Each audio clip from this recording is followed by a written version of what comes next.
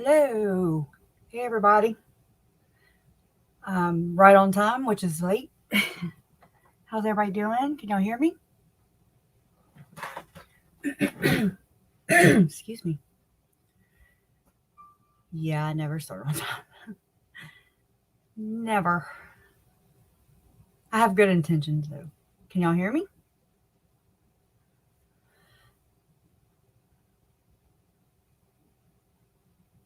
Hello. I have no idea what's going to happen at this hearing. Hope I, I just need to know if y'all can hear me. Okay. Thank you, Tracy. Thank you. All right. Um, Eric is supposed to be here. I don't know where he's at. Hello, mods. Chat. Hello back to you. Hey, everybody. All right. I don't know why, but I really had all the time in the world today. All the time in the world. And just, always the best of intentions. And then here I am running late. Let me go ahead and type in the link for the court.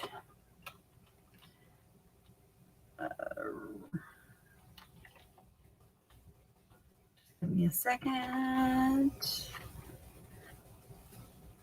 There it is.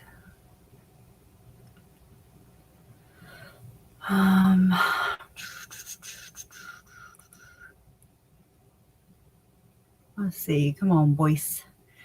Boyce finally got a voice. Haha. All right, we can just click this one. My hair is not dry. It's like wet and frizzy, so. Or I'd be on screen, on camera. So I apologize for that. Okay, I remember Eric saying that it's like in the video section. I want to go ahead and share my screen so that I am ready. Haha. That's why it is scheduled 30 minutes early. Doesn't mean anything though. Okay, so now let me.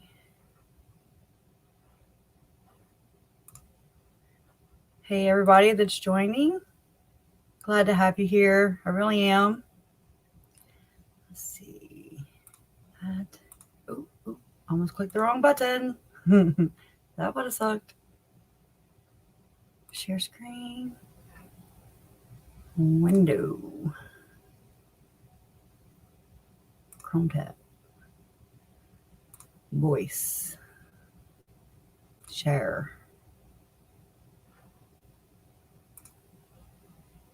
All right, can y'all see? Can y'all see Judge Boyce's whatever? I don't know what I'm trying to say. Or do I have to? Okay, no, it's added to the stream. So glad y'all are here. It's like I want to say hi to everybody, but I want to make sure that, okay, good. All right. Now, the last thing we have to, or the next thing we have to worry about is whenever they come on, is can we hear? So that'll be the next little hurdle to jump.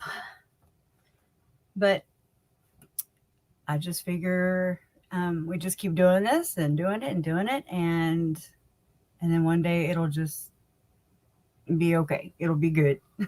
We'll be good at this. Awesome. All right. And so I do need to keep refreshing it, which I don't think they're going to come on early, but they did that one time. And then you never know if they're going to come, be on at all. Sometimes they don't even show up. They sidebar or whatever the hell that is that they do.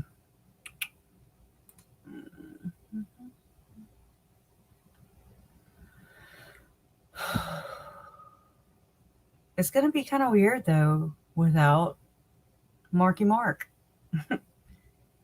Well, we still have the Funky Bunch, though. Marky Mark won't be there, but the Funky Bunch is there. We just need to get the rest of them nailed. If I wish, oh my God, I wish that the witches crew or the bitches from Arizona and them would, oh, I could just, I dream about them being in handcuffs and getting to watch it like we got to watch Melanie Pulaski. Short-lived, but it was satisfactory. It gave me satisfaction. Okay, just refreshing and stuff. What? Why I gotta send you another one, Eric? What? Okay. Crazy. He was crazy as me. I think that's why we get along.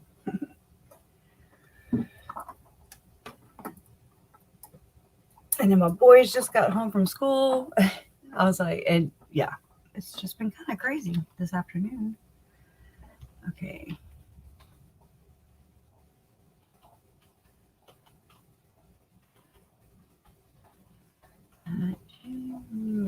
I'm sorry, I'm typing. Ooh, okay.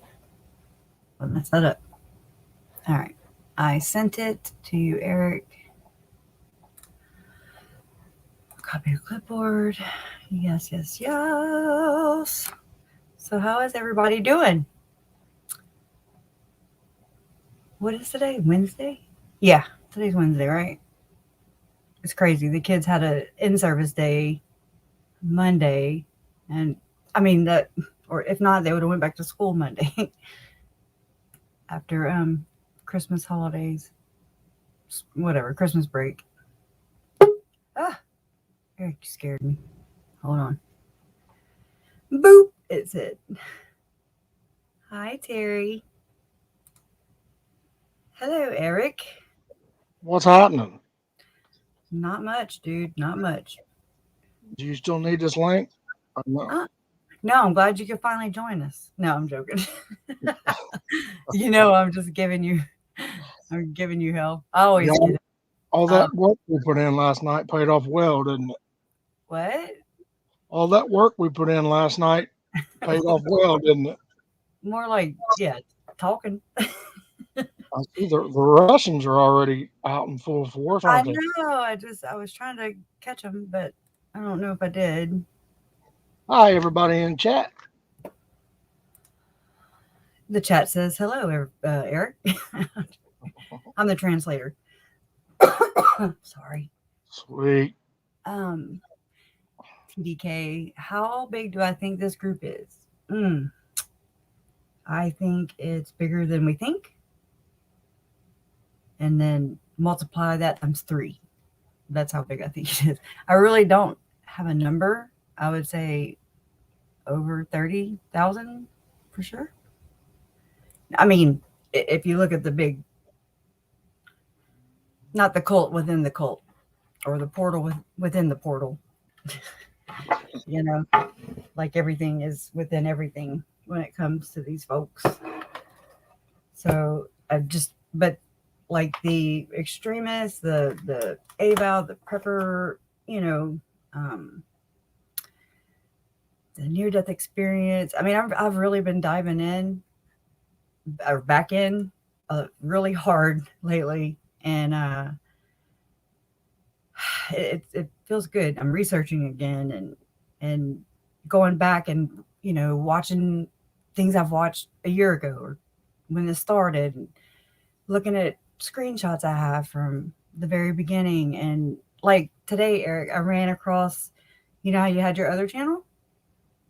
I have screenshots of your Really? yeah. And I was like, oh, well, that's cool. And it was like, it was a video you did on Tammy Daybell's funeral. I guess The book? no, it was the coming and going, like, I guess what everybody was kind of saying. I think I printed it. I might have. Let me see. Yeah, Let me. everybody who signed that book, and there was. Oh, I don't know. I mean, because it was small. You know, it was in the app, and so I saw it, and I know I saved it to my phone out of I said, oh, Google Photos. Yeah, I think that's it. I think that's it. Oh my goodness, all these papers. I need an assistant. and what's crazy too is if you go back and you watch, I think it was the second court appearance for her in Rexburg, Yeah. When and she was when she was wearing the blue. no, she was still in the orange. No. Oh, okay. Huh. Yeah, this I think it was like her second or third appearance, and I, I think it was EIN was interviewing people that was lined up Yeah. outside of the courtroom. But what's what's insane is I can specifically remember them talking to a couple people, and they were youngsters, 17, 18, 19, 20-year-old kids. Yeah.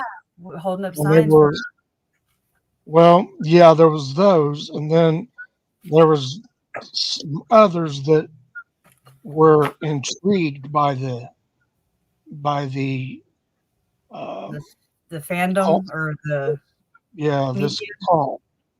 this call, yeah, and because I remember thinking to myself like, wow, That's how gotta could feel you? crazy. I mean, I don't know how I would feel if it were my town. I really don't know how I would feel. I would kind of be pissed off. I would think. Um, You and I both. and just there, I guess I think that they feel exposed, naked in a way. Like they don't want to be known. That town doesn't want to be known for that. But that's always going to be there now. Thank you, Chad. Thank you, Lori. There's Yeah, stains. I'm telling you, yeah. there's stains. Good looking out, man. We really appreciate it. Huh? Oh yeah, I know, right? All right, let me refresh. Crusher the refresher. Sorry. Pressure, baby, pressure. Oh my gosh, I've been called everything. Just don't call me late for dinner because I'll be late. That's no doubt. Sand Willow wants to know, is that your channel? Which one? His Eric's is Breaking Crime with Big E. I probably should have that link, huh? Wow, I no, don't, but you would think one would. One should. Let's just say that. Um, I've been eyeball deep in oh, Harmony Montgomery today. oh, me too. They arrested Wow. her dad, and they arrested him on New Year's Eve. Now this is Montgomery. I mean, oh my gosh, Harmony Montgomery, the little girl who's 7, but she's been missing since she was 5. 2 years, this Yeah, baby girl has yeah, been missing, and they're just now they're just now being aware of this. The law yeah. They, enforcement, yeah, and like it's December 27th or something, right? October of 2019. So right after Tylee and JJ were murdered. But I mean, kind of at the same time, all of this was just crazy. Yeah. I mean, oh my God. That's a What a major system failure, man. For big time. And that's you in New know, Hampshire, from right? top to bottom. I mean, there's Yes. no Because way that a kid can disappear for 2 years and they're just now getting around and looking into. I mean, come on, man. I got all the documents. If you want me to I've send them to been, you. I don't have the docs. Oh, wait, what docs? Court or Yeah, for for, her case, for her okay, dad's case. Harmony. Yeah, Yeah. I'm probably gonna do, short little videos. I just want people to be aware. Um, that's just crazy. That is just one of those crazy and just like everything failed her. Just like I Exactly. feel like everything failed my family and Tammy, and just things just uh, it's just soup. It, I don't it's even know. mind. It's mind-boggling. It is. Um, And that's what drew my attention that way. I was just like, what? Well, oh, it blew up. I mean, it blew straight up as soon as it hit the news wire. Boy, it wham. no, Emily, we're talking about Harmony Montgomery. Um, she is the 7-year-old little girl who has been missing for 2 years, and law enforcement just found out about it December 31st. Okay. And the last people to have contact with her was 2 years prior when she was 5, right before she went missing, allegedly. And it was the New Hampshire Child Department. I don't know their little acronym, Department of Welfare or Child Services, and what you call it, the Hey, cop. hello, Mom. Mom's here. Hello, Mom. Hey, am I in the thingy? You are Yeah, in the welcome you're to in the. there like swimwear. Yes, Oh it my is. goodness! Y'all go hit the like button for me, please. That would be cool. Thank you, Julie. She's a cheerleader. I actually forgot to do that myself, huh? I know. I usually go do it too. I usually go and post it in Facebook and all that stuff, but you posted to Twitter, and then I posted it. I don't know. Thank y'all for being here. Let me refresh this page. Oh, I'm okay. trying to. In the car then. Get it in then, Jim. There. I think it works. Did I miss her? Because I was on a whole nother screen. Oh, there you are. Woo woo. Yeah, Are you Julie Go right now? You Julie Glow? Oh yeah, yeah. In Come the on. carpool lane. Come Yes. on. Do one right off the cuff. Do some Julie Glow. Just, you're healed. I'm trying to think of what to say. I know, right? The Illuminati wants to take me down, and so does the prophet. Did you pay attention to the handshakes? Did you? Oh, okay. That was me. You told me to be her. Did you? No, I just made. I just had something going. My icon or whatever took over the big screen, and I was like, "Oh crap! Did I lose it?" No, So, it was me. It was me. And so I just totally went over you, and so I'm sorry. Fine.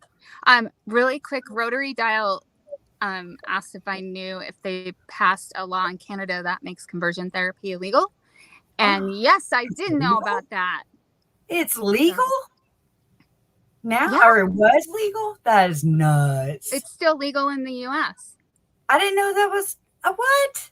Yeah. I don't know the world I live in. I swear. Yeah. Like 19 states have passed legislation, but nationally or whatever, it's not. So, Yeah. Oh, Kelly B, you're talking about Harmony, right? I'm thinking. Yeah, I think the parent, or at least the dad, Harmony's dad, is the one that was supposed to have custody of her, but she had lived, and she's only 5 at the time, and she had already lived in 9 foster homes.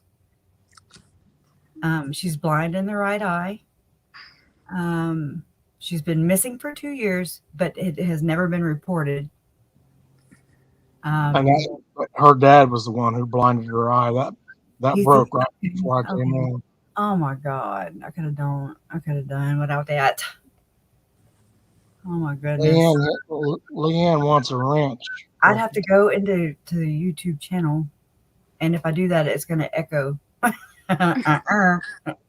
Let me see. Nope. Not, All I can do is block her, so I don't want to do that. right. We can't do it from in here. You have to go into YouTube or into Yeah. the live and do it from there. Thank you, I Kelly swear it's let me B. before. Thank you, Kelly B. Thank you, Kelly B. So sweet. That's awesome. Hey, Isabel. I be me. Oh my gosh, I made such a bad joke earlier. I didn't know she was blinded. I make bad jokes all the time, inappropriately, and definitely at the wrong time. Hi, Isa. Jen can relate too. Awkward. Okay, now I'm just trying to keep up. I'm gonna look. Oh my goodness, I'm nasally. About this hearing, y'all, I'm sure you know now that it was a rush hearing, like super fast, get it in before any evidence or Mark Means leaks anything or talk about anything. That's what the hearing is about. Yep. Gag order, right? Yeah, I mean that's what they don't call it that, but hell, that's what it is. I mean, I will. I'll call it STFU. Okay, you know. And I don't even think. I bet you it don't last 5 minutes.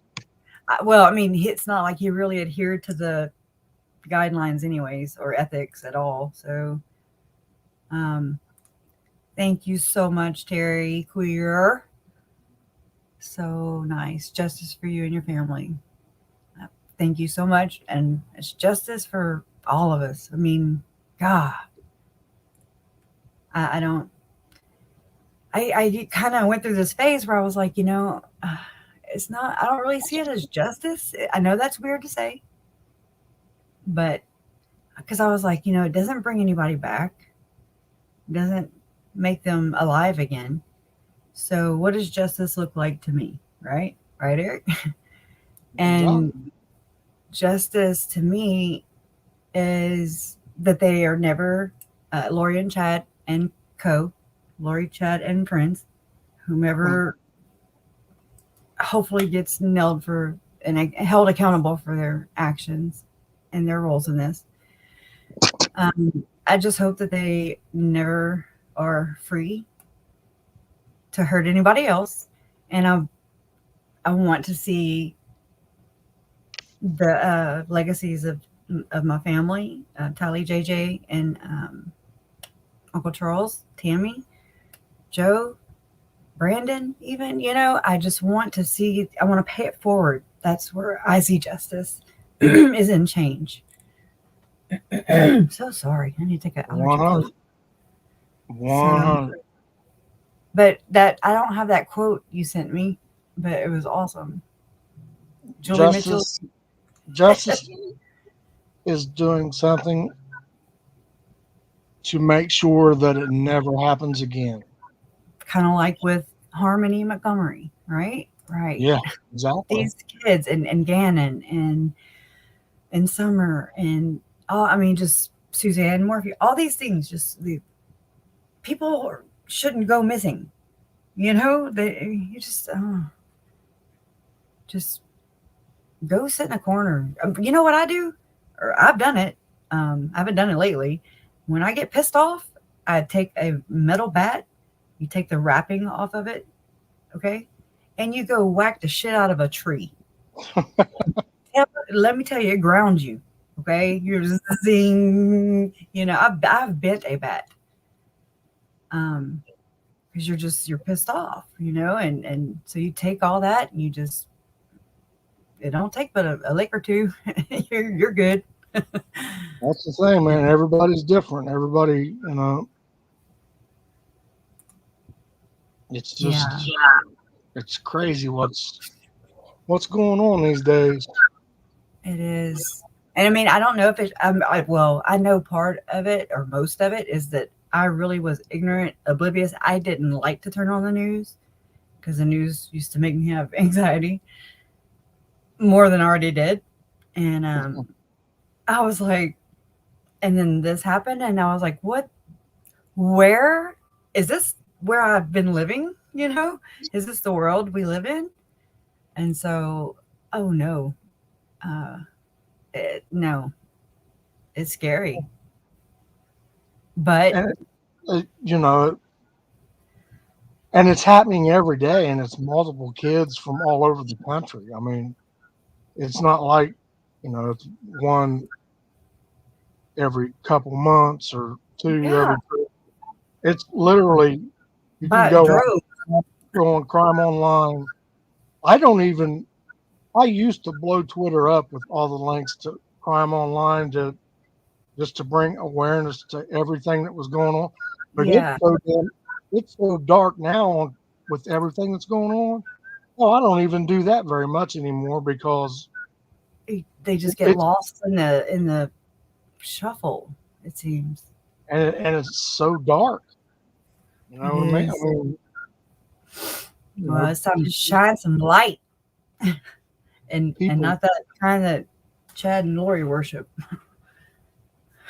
Yeah, I mean, Monkey Vaughn. I mean, another prime example. Summer Wells. Yeah, Vanished. Literally have vanished. this sex trafficking, human trafficking, that is just wow. And like Larry Miliete, right? He was using dark magic. I was like, what? Okay, that Yeah, I don't know if it just kind of reminded me when I saw that earlier. I was like, what the hell? What the yeah. hell? He was trying to get him to kill his wife because she wanted a divorce. Right. I mean, come on. No. What? I just don't understand. I don't understand that. Just walk away. Walk away. You, I agree. it's not about money and just be nice and amicable for the children. Be co-parents. Don't do any parental alienation because that's shit. That's shitty too. I've been through that. I pay child support. I've worked with a bunch of guys and they're all, oh, I got to pay child support. Da, da, da, da. I'm like, I do too. And they're like, no, you don't. I'm like, the hell I don't. And I don't mind. You know why? Because that's my son. Right. That's my responsibility. I'm not going to sit here and boudet and pout about it or bitch about it. You know? Whereas That's some people would rather kill than pay it. yeah. Or just use their kids as pawns. Yeah. And oh my God, you know. Melanie Pulaski is great proof of that. Pops, you are in timeout. You can't be late ever again. We've been here for 50 hours. I am refreshing his site every I am second. too. It's not live. I don't. You're not late. Hello, Pops. I was just joshing with you. Let's see. No, I hope not, Tina. I hope we didn't miss it. We've been here. I know. Let's get it rolling. We'll go to the courthouse and start banging some pots and pans around or something. Oh my gosh. I remember right before the Black Lives Matter thing happened, you know how I get songs stuck in my head around that time, especially? And I was like, let's start a riot. A riot. I swear, just that one line, because I don't know the rest of it. And I mean, I got on everybody's nerves because I was like, let's start a riot. And then there was a damn riot. And I was like, oh my God. Using that voodoo on them. I was putting that out there in the universe. And then it was like, okay. Oh. Oh no. It was that 2020 was Trauma Tour 2020 for sure. Yeah. That's what I call it. Oh, me and Jen are gonna be on Where'd she go? she muted her. Oh, I'm right here. tell them where we're gonna be at 7 Eastern time. We are going to be on Natalie Lawyer Chick's channel. Yay! I've been watching her for a while, and I actually made it when I was still on Twitter. I made a joke. Like, someone asked, like, if there were any, like, who were the lawyers that were covering it. And I said, oh, I know she doesn't cover it exclusively, but I said, I know that she's made a couple videos and they're pretty well researched, Yeah. but she'd never come on my channel because it's like too small. And then she like commented like, oh, I would love to collab with you. And I was like, really? Okay. Well, so I emailed her and yeah, should be fun. It'll be different. Yeah. Yeah. I look forward to it. Do you think that the reason why they're not on is because they're talking about the specifics that they need the gag order for? Could Yep. be. Could be. That's why, out. that's why I'm not expecting much. Yeah, I'm same as you. We just hear, and if they show up, they show up. If they don't, you know, at least we got to visit. Well, at least we got to hang out for a little bit. Right. We have 209 204 in chat. I just want to welcome everybody. Thank you so much for being here. Drop a link. Okay. Thank y'all for supporting Pressure, y'all. Really, thank you. And thank you, Crafty Criminalist with Mrs. Z for your super chat. I appreciate it so very much. We appreciate it. It's awesome to be able to pay it forward. Thank you so much. I don't know. I'm kind of going back and forth and refreshing. Usually you see some movement, like their mouse is moving around, and yeah. And then you see the videos, right? Like not home videos, and that's where I'm at. I do both. Oh, I refresh both of them just to be sure. Okay. But there's nothing on either one, so you're good. Okay, well, just let me know, and that way I can stay on screen. I'm joking. Oh yeah. So, what's everybody doing? I think the like button is stuck. Well, why? Why you say that, Julie? What the hell? Tickle that like button, y'all. Let's hit the like. Let's boost this platform. Let's reach the mountaintops. I want to scream from the mountaintops. Mom, I did talk to Mom yesterday, and she said she's got a pretty busy day today. I know she'll just kind of be listening, but she was like, I'm not sure if I'll be able to, be there or not. She's like, but if I can, I will, and if not, I'm busy. I was like, you got it. No, I really enjoy when they do show up. It's a good feeling, like having my Aunt Susan, y'all, and thank y'all so much for making her feel welcome and doing what y'all do best, which is rallying around us and being such a huge support pillar. I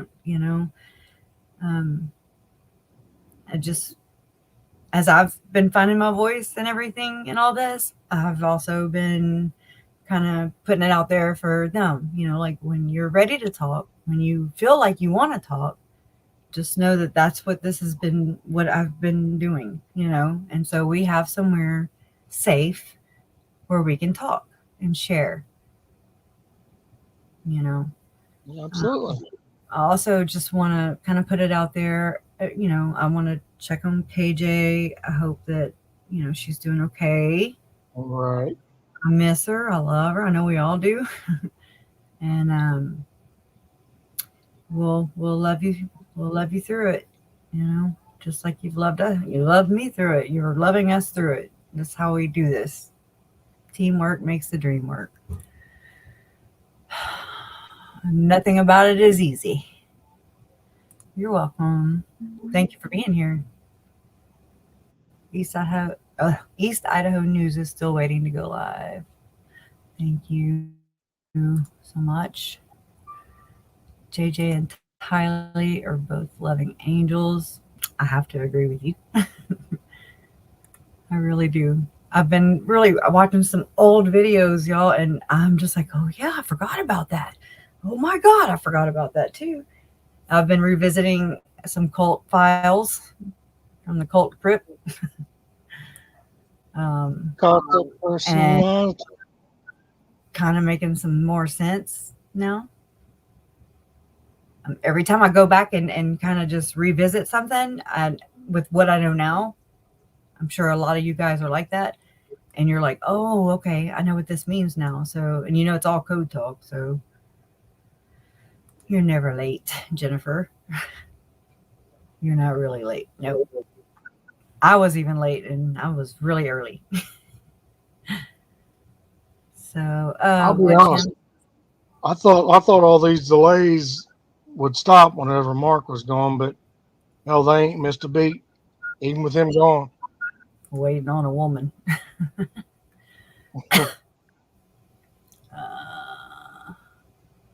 Yeah. It's Yeah, church chat. Who? It's church chat. No, I don't know. What is? What are you talking about? Well, that's what I'm thinking is that they. Oh, chatting about maybe the church. not, but they have to know what It's on. Somebody information said is privileged. it's on, Crescia. Oh, okay. Okay. Okay. No, it's not. Yeah, it is. Why is it On not? home. On home. Oh, home. Oh, there it is. Okay. All right.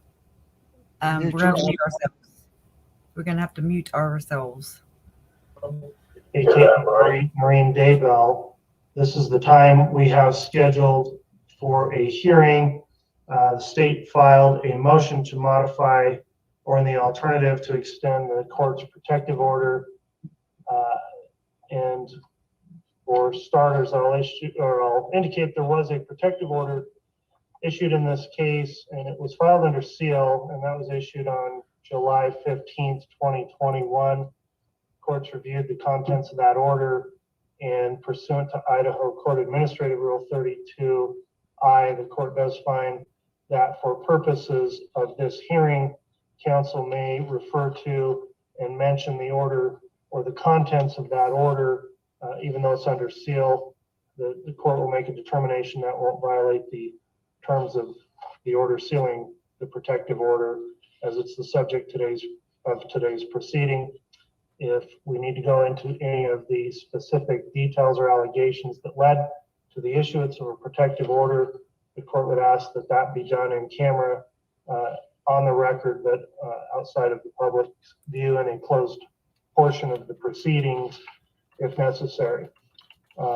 Appearing today for the state is Lindsay Blake, who will be arguing the motion. On behalf of the defendant is Mr. Archibald. And I understand, Mr. Archibald, your client is listening in telephonically to this hearing. Is that correct? Yes, Your Honor. Okay, thank you. We are conducting this hearing by Zoom remotely. It's also being live streamed on the court's YouTube channel for public access to the hearing. And so I will bring up another part of this motion. It was filed on shortened notice on December 29th, and so we're having a hearing on shortened time frame. I wanted to ask Mr. Archibald if you object to the proceedings going forward today on shortened time as requested by the state. Your Honor, when they asked if I would be okay with setting this in within the time frame, I said yes, that's okay. To set it quickly, I still do intend to object to the contents of the motion, but I'm okay with proceeding. Very well then, on the motion for request to shorten time, the court will grant that, and we will proceed forward with the substance of the hearing then today. So the state's filed the motion, the court's reviewed that. I understand Mr. Archibald has an objection to the motion. So Ms. Blake, if you'd like to offer argument in support of your motion, you may. Thank you, Your Honor. The state did file a motion to clarify or in the alternative to extend the court's protective order, which was put in place pursuant to Idaho Rules of Criminal Procedure, Rule 16 specifically, and specifically subsection L. The state had previously filed a request or a motion for a protective order to be put in place with regard to the discovery in this case. There was later a hearing regarding that motion with regard to the case number applicable to Chad Daybell. That order was essentially modified with regard to that case number. However, it's the state's understanding that the order, that protective order, remained in place specifically with regard to Mr. Means in Ms. Vallow's case. That motion was supported by a sealed declaration or affidavit under Idaho Criminal Rule 16L, or Rules of Criminal Procedure 16L. The requirement is that that declaration remains sealed if the protective order is granted. So the state did not intend to get into the details of that declaration today, specifically because it is sealed and has not been provided publicly or to counsel at this point. It's the state's understanding that this court had reviewed that in making the determination to keep the protective order in place with regard to Mr. Means. It's the state's position that this court has broad discretion when determining issues with regard to discovery and whether or not there should be a protective order in place to protect the integrity and the fairness of all parties, or the right of all parties to a fair trial. The state's position is that that authority of the court over the discovery, the protective order, and or potential dissemination of those discovery materials remains within the court's purview and control, whether or not counsel is active in the case. So the state had initially, this is a two-part motion the way it's drafted, because it would be the state's position that that protective order actually is still in place, and we simply wanted to clarify that. And specifically with the additional hearings that happened with regard to the protective order, it's specifically in place with regard to Mr. Means. The state's position is it does not matter whether or not he remains counsel of record, that the court maintains discretion and control over that protective order, and we would just ask to have that clarified. If in the alternative, the court does not view that as currently being in place, then we would be asking the court to consider expanding or extending that order, continuing forward. In addition to that, the state would note, and the court is probably aware, there have been certain discovery materials that have been disseminated or disclosed that relate to this matter. They were not disclosed specifically here in Idaho, but have been disclosed in other jurisdictions or in another jurisdiction. However, it is still the state's position that given the voluminous amount of discovery in this case, there is still a significant amount of discovery materials that have not been disclosed or disseminated to the public, and that it would not be in the interests of any party's right to a fair trial if those were to be disclosed. Specifically, there are some very sensitive documents that have not been disclosed. Again, based on the protective order being in place, the state did not intend to specifically list any documents. If the court felt that it was necessary or important for the court to know what some of those documents are, I think the state would request to discuss that in chambers and then make a determination whether or not the court wants that placed on the record. But that would be the state's position with regard to that. I think in addition to that, Mr. Means has an ongoing obligation based on the court's recent order with regard to removal of Mr. Means from this case. There was a finding that he had represented both Chad Daybell and Lori Vallow Daybell. So it's the state's position that he has an ongoing ethical obligation as well to both of his former clients under Rule 1.9. And we think the court can take that into account as well in determining the appropriateness of continuing forward with this protective order to ensure the integrity of this case and the rights of everyone to a fair trial. In addition to that, with the court's most recent order and some of the issues or concerns that were addressed in that order, and the state recognizes some of the state shared in those same concerns and had raised a lot of them in response to some motions filed by Mr. Means. But specifically what the state is referencing or looking at is the concern regarding Mr. Means filing documents under penalty of perjury and documents that specifically referenced or at least alluded to conversations he may have had or did have with his client, Ms. Vallow Daybell. The state has concerns shares the court's concerns regarding those and the potential for Mr. Means to become a witness in the case. So we would ask the court to consider looking at Rule 1.9, and the court had previously referenced 1.7 in the court's prior order, whether or not some kind of an additional order prohibiting or restricting disclosure of any conversations he may have had with Ms. Vallow Daybell and or discussion of the most recent pleadings that have been filed where that was referenced. The state believes it may be prudent for the court to look at entering some kind of an additional order. We wanted to raise that concern and leave it in the discretion of the court. The state does not believe anything has changed with regard to the protective order and the need for the protective order, or the potential negative ramifications and implications if that order is lifted with regard to Mr. Means. Let me ask a question here, Ms. Blake. The protective order, in effect, relates specifically to documents in discovery and information in the case.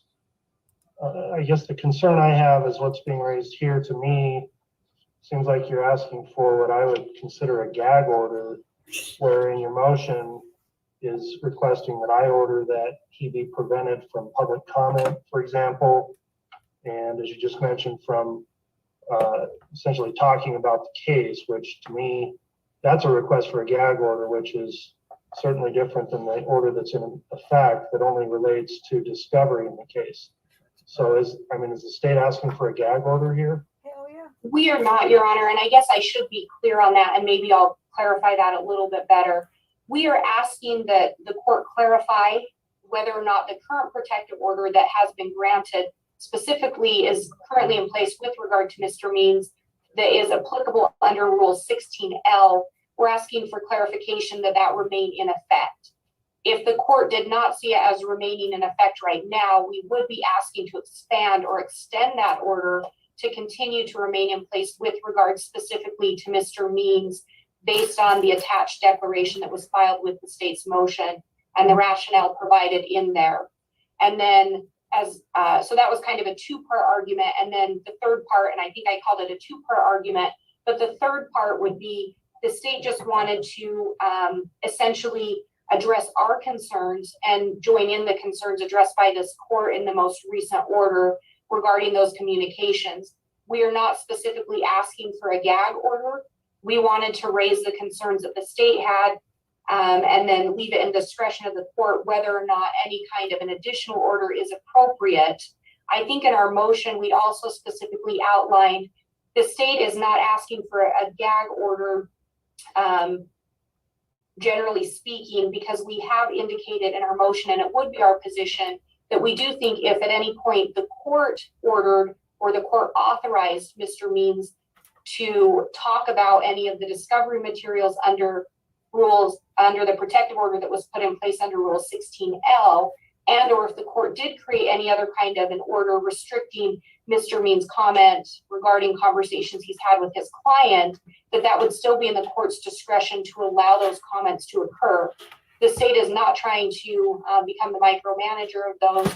We just had concerns and felt it was more appropriate if the court and or current counsel, Mr. Archibald, if one or both of your permission were required for any kind of disclosure regarding the discovery materials, and then separately, if the court does enter any additional order regarding restriction of conversations, that then the authorization be required from the court and or Mr. Archibald for those to be made public or for public comment to be made regarding those matters.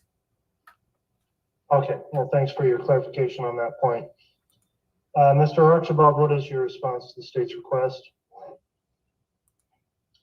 Your Honor, I was not involved in the case when the initial protective order was put in place by Judge Watkins in July of 2021. I've seen the order. I don't know the reasons for that. I know there are rules of disclosure of grand jury transcripts, particularly Rule 6.2 of the Idaho criminal rules. So I have received the grand jury transcript My client has not seen it. I intend to make a copy of it for her and so that she knows what the evidence was that indicted her on these charges. But reading the protective order by disclosing the grand jury transcript and discovery information to her, that could potentially be a violation of this order. And so I certainly don't think the court can impede in my ability to get discovery materials to my client. And the reason that could be a violation is because they won't be in her possession. She can read them. And then because she's at the state mental hospital, then she would have to turn those over to the custodians there, and then they would safekeep them for her. So in that respect, this protective order is complicated in that other people will take possession of these materials for my client. I'm objecting to this modification of the protective order in part due to they're mostly asking for prohibitions on Mr. Means. And Mr. Means, as former counsel, was not served with a copy of this motion, was not notified of this hearing by personal service. He's not a party to the case anymore. And so, yes, he knows about the state seeking additional restrictions on him, but it is unfair for the court to put an order on him when he's not a party to the case. Attorneys owe their clients duties, both current clients and former clients. They owe them duty of loyalty, a duty of confidentiality, and all of us attorneys have those duties to our clients, whether they're current clients or former clients. And so Mr. Means is still under obligations to Lori Vallow to be loyal to her and to keep her secrets confidential.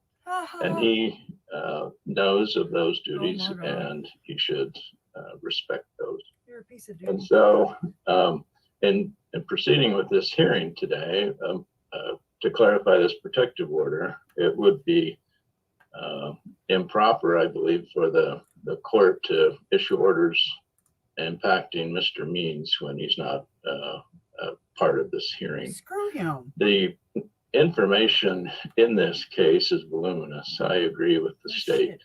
There has been so much information produced by Your client. By who? By Lori Vallow or her attorney? No. Yep. It's been disseminated to the public by law enforcement, by both Idaho law enforcement, by Arizona law enforcement, by Utah. And the court knows about that. The court knows about that because of the change of venue hearing. The court has been able to see all the media publicity about the case. And did that information come from the defense? No, it came from the state because or other state jurisdictions. And so to continually try to ramp down on the defense as though we're doing something wrong is, I believe, misguided. That because the court has heard the change of venue evidence, the court has ruled on that, the court has transferred venue because of that. And so any further restrictions on defense of dissemination of information, I believe is not justified. And so there haven't been any violations, I don't believe, of this order since July. And so for the past 6 months, this order has been complied with. So I don't see the restrictions on the defense. That it's been abided by. There haven't been any motions for contempt or sanctions against Mr. Means or the defense. So I don't believe this motion is well taken. So for those reasons, Your Honor, I object. That's not Okay, what thank you, Mr. Archibald. Ms. Blake, anything you'd like to say in response and rebuttal? yeah. Yes, Your Honor, and I'll try to keep this brief. As the state indicated, when we filed this protective order, or I guess we didn't make this clear, when the motion for the protective order was filed, it's the state's recollection that Mr. Archibald was not counsel of record at that time. As I indicated, there was a hearing held regarding the state's request for the protective order, and essentially the state's understanding and interpretation was the order remained applicable to Mr. Means based on the sealed declaration that was attached to the state's motion. The state does recognize that Mr. Means was not served and a copy of the state's initial motion for the protective order or the declaration, but that was done pursuant to the requirements of Idaho Criminal Rule 16L. It specifically indicates it's an ex parte motion and that the declaration will remain sealed if it is granted. So the state also recognizes that Mr. Archibald has not had an opportunity to review or see that declaration. The state's position on that is we are simply complying with Rule 16L. If the court believes that it has discretion or authority and Mr. Archibald needs to review that, the state would leave that solely in the discretion of the court. The state's, additionally, we want to make clear we're not asking for additional restrictions under Idaho Criminal Rule 16. We are only asking to have that remain in effect, whether or not that's just clarifying that it does remain in effect or whether or not it needed to be extended or expanded to remain in effect, but we're not asking for additional restrictions outside of what are already in place with regard to the disclosure of any discovery materials or information.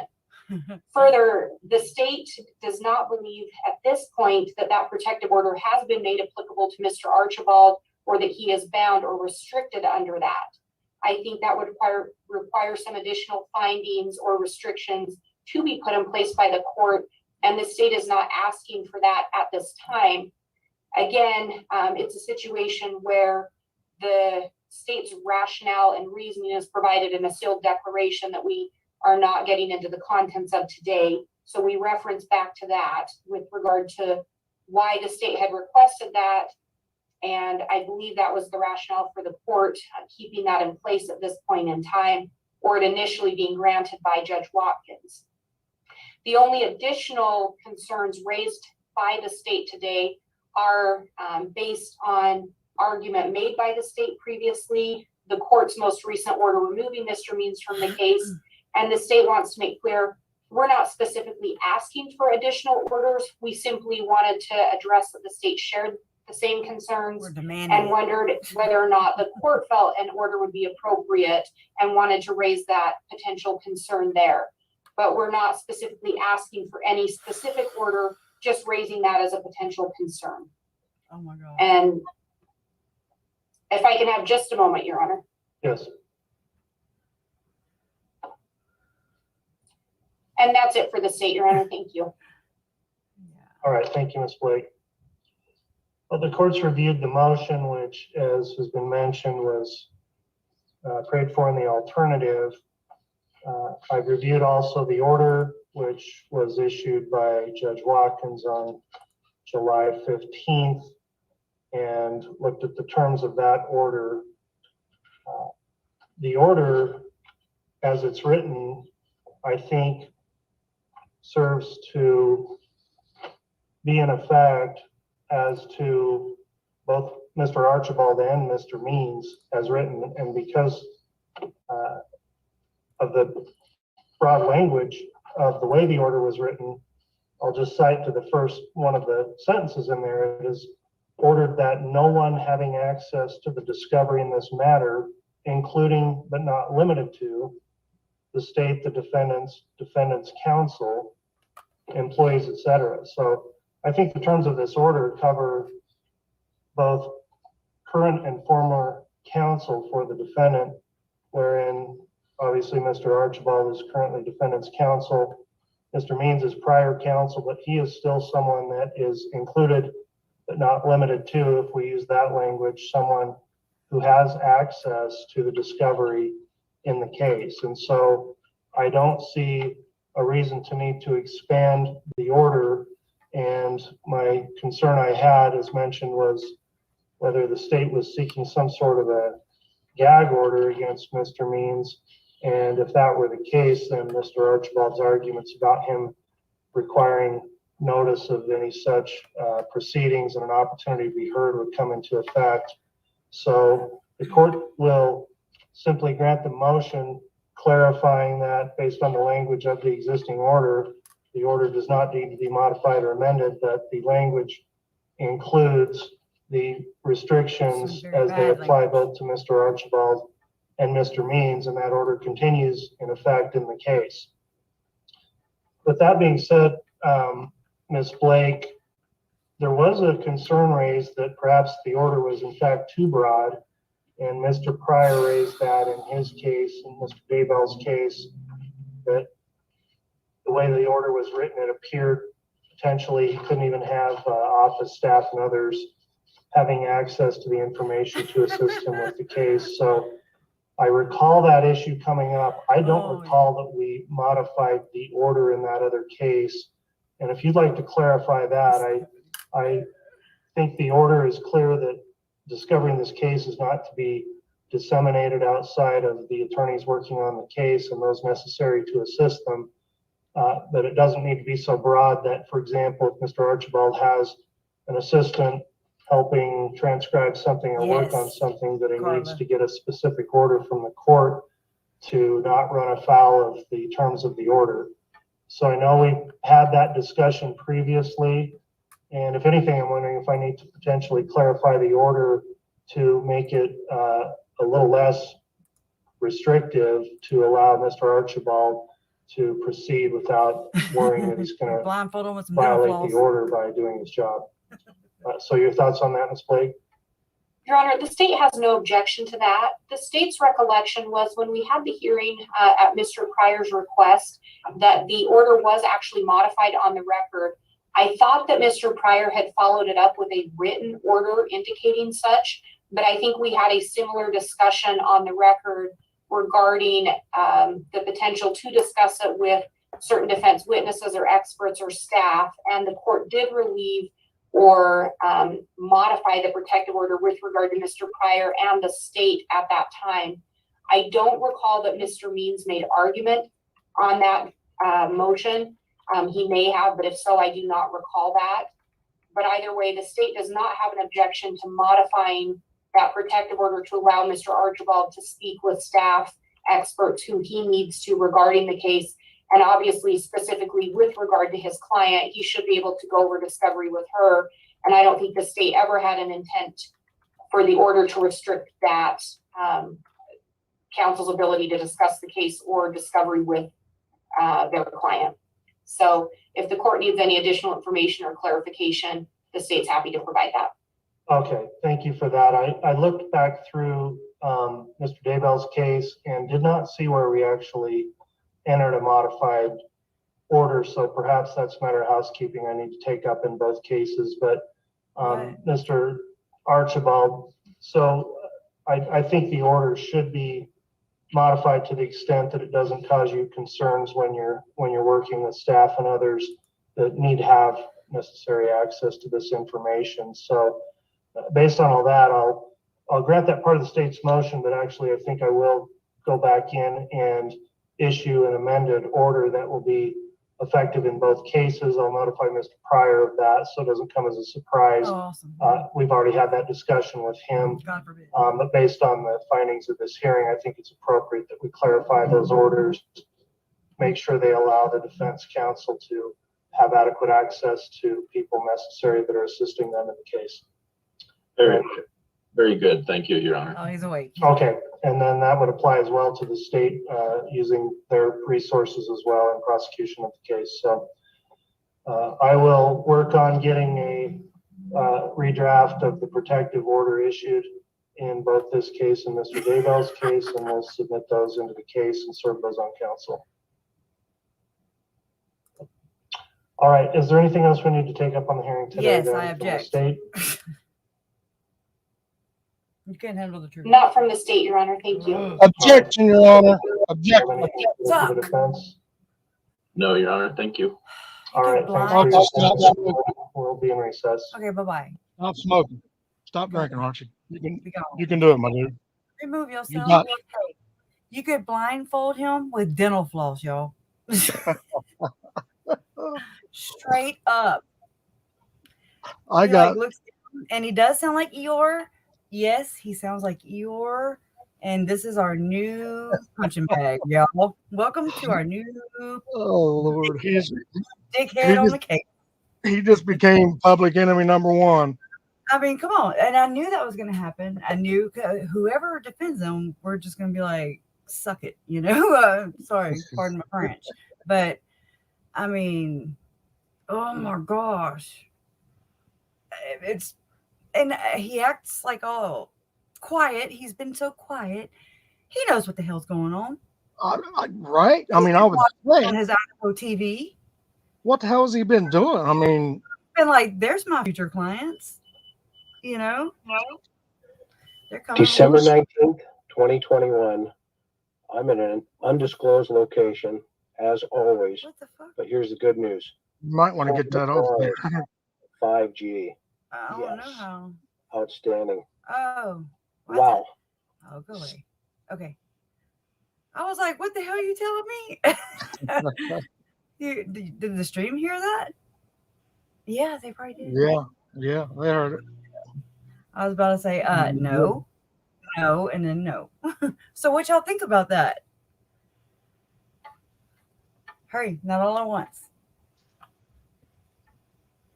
It was me, Andrew, that did that on accident. And I don't know how to undo. So I was actually, I actually know exactly what happened with the A1 stuff. I know exactly who got it and pretends not to.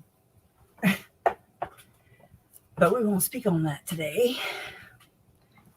I will not speak on that today.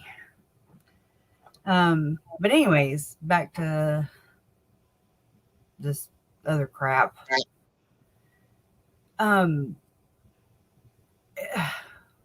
What the hell? I wish I could replay it.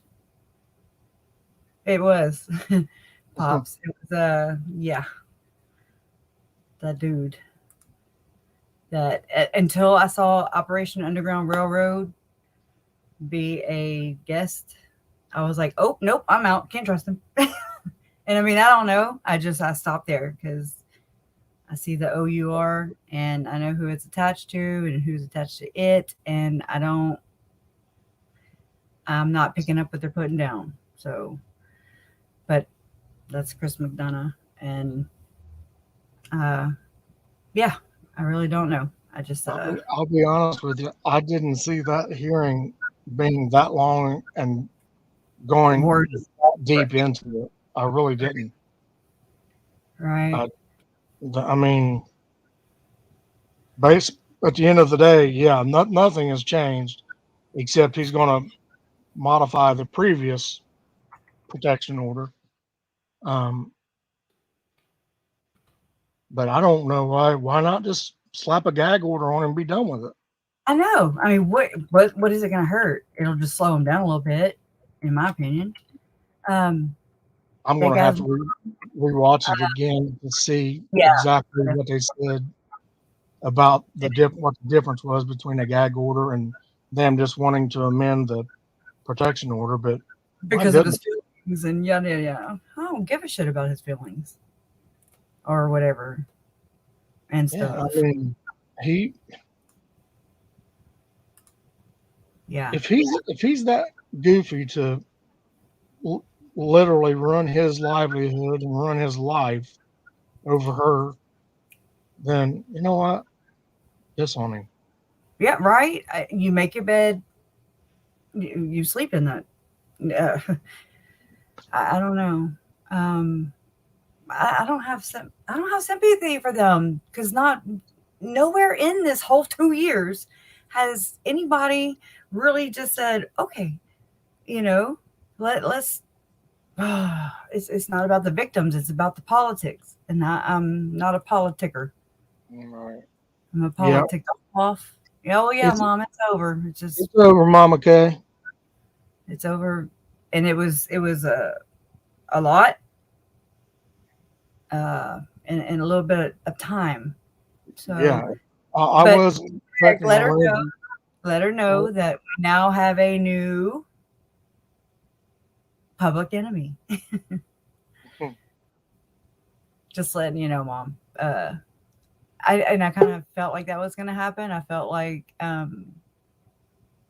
Archie was, he's going to piss everybody off. He's just been kind of laying low. He hasn't had to really do anything. And so he's going to be a lawyer and do his job.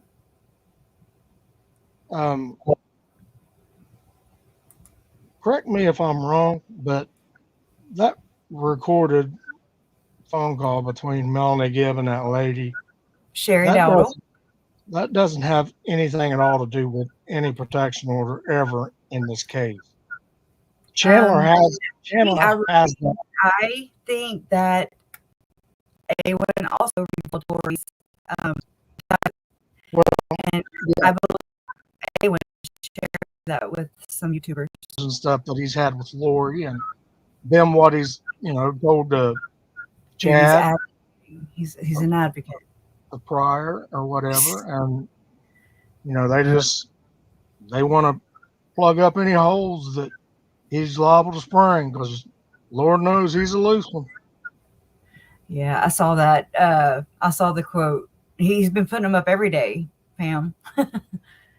Oh yeah. Hey Mom, this is Tracy Schuler. She's the one that made our bracelets. So Mom wanted to thank you. I do too.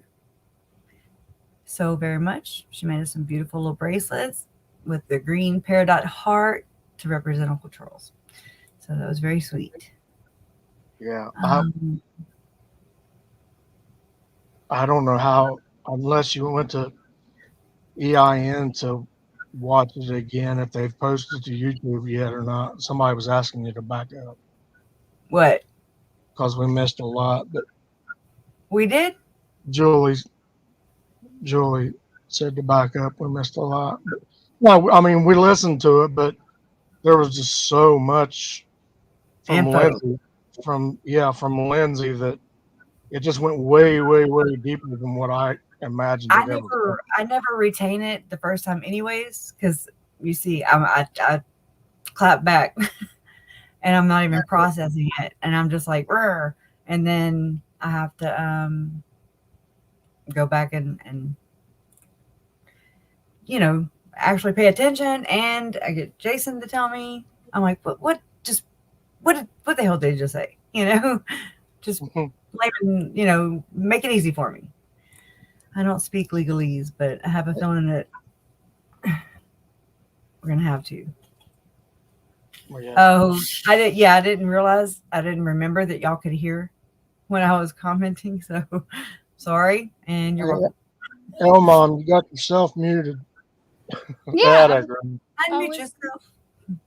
I was practicing actively. KJ, sorry, KJ. What the hell? KJ. I'm sorry. I'm what the hell? Are we all clicking it?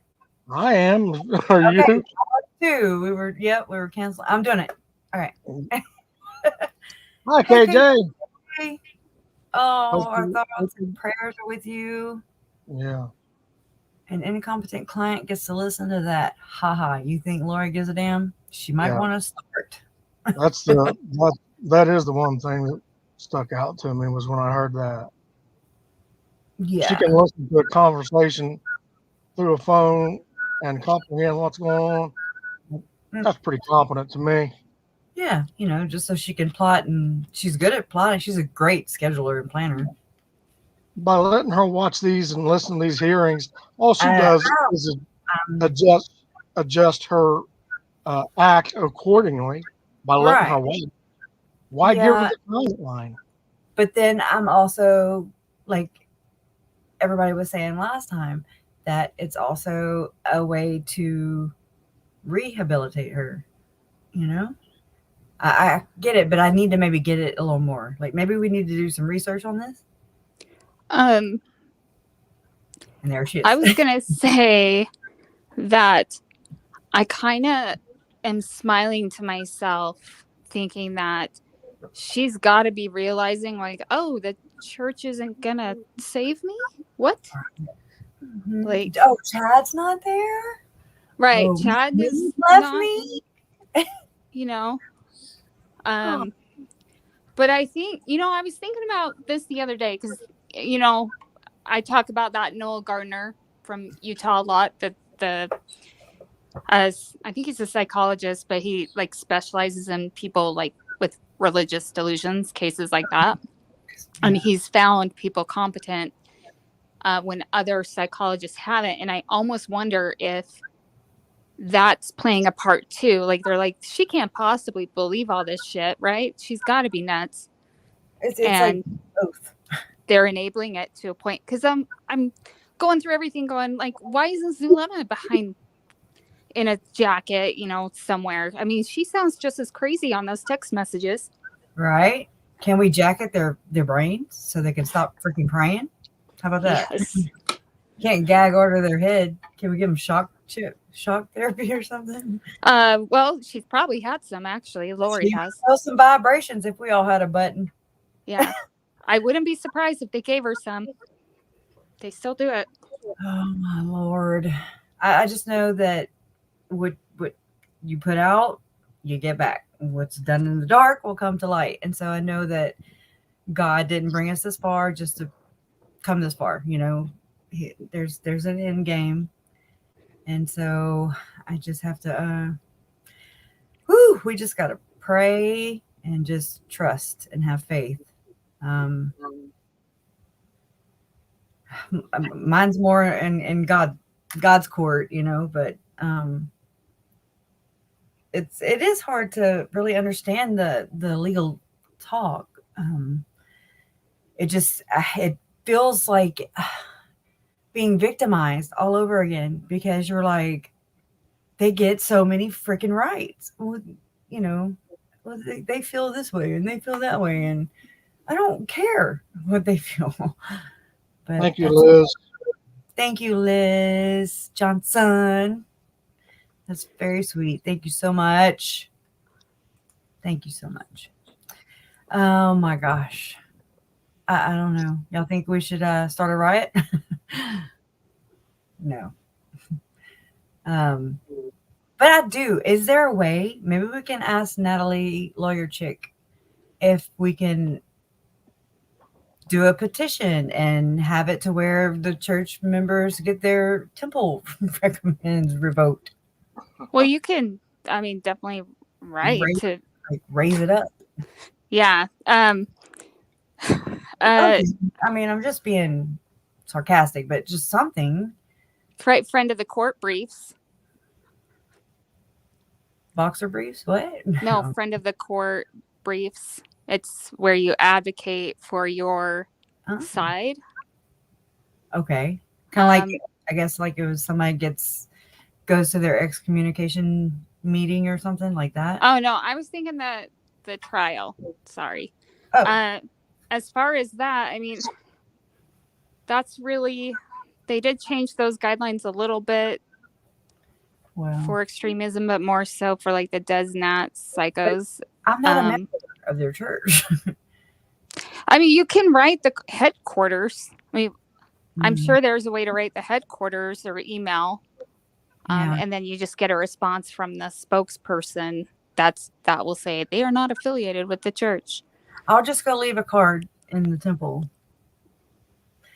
Like, how I had the card in my living room. Yeah, just do that. Jesus Christ of Latter-day Saints card sitting in my living room while I was sleeping. Yeah, that was weird. That was very weird. Anyways, but I'm just gonna chalk that off to, hey, it might have been on the door, but still, we don't ever get missionaries or nothing like that. So yeah, I was like, that's interesting. So I'm telling you, when we did that live and you were talking about how the theology in the Mormon church is really interesting and kind of beautiful, I knew then, I was like, oh, she's getting the missionaries. And it is a read that damn free Book of Mormon. Yeah. And the new annotated one, I'm not paying for it. Well, the You know. annotated one isn't put out by the church. That's I put know. out by Brother Meldrum. Oh, everybody. So I've been going through some old stuff, right? And I ran across, oh my gosh, I don't remember if it was an article or a news, like a news brief or whatever. And it was about Chad Daybell's books were on in the Deseret bookstore. Again? No, they Again? were at that time. Oh, Oh, yeah. Yeah, they And sold their. So that big time. means that they not endorse. Well, yeah, that is the church's whatever you call it.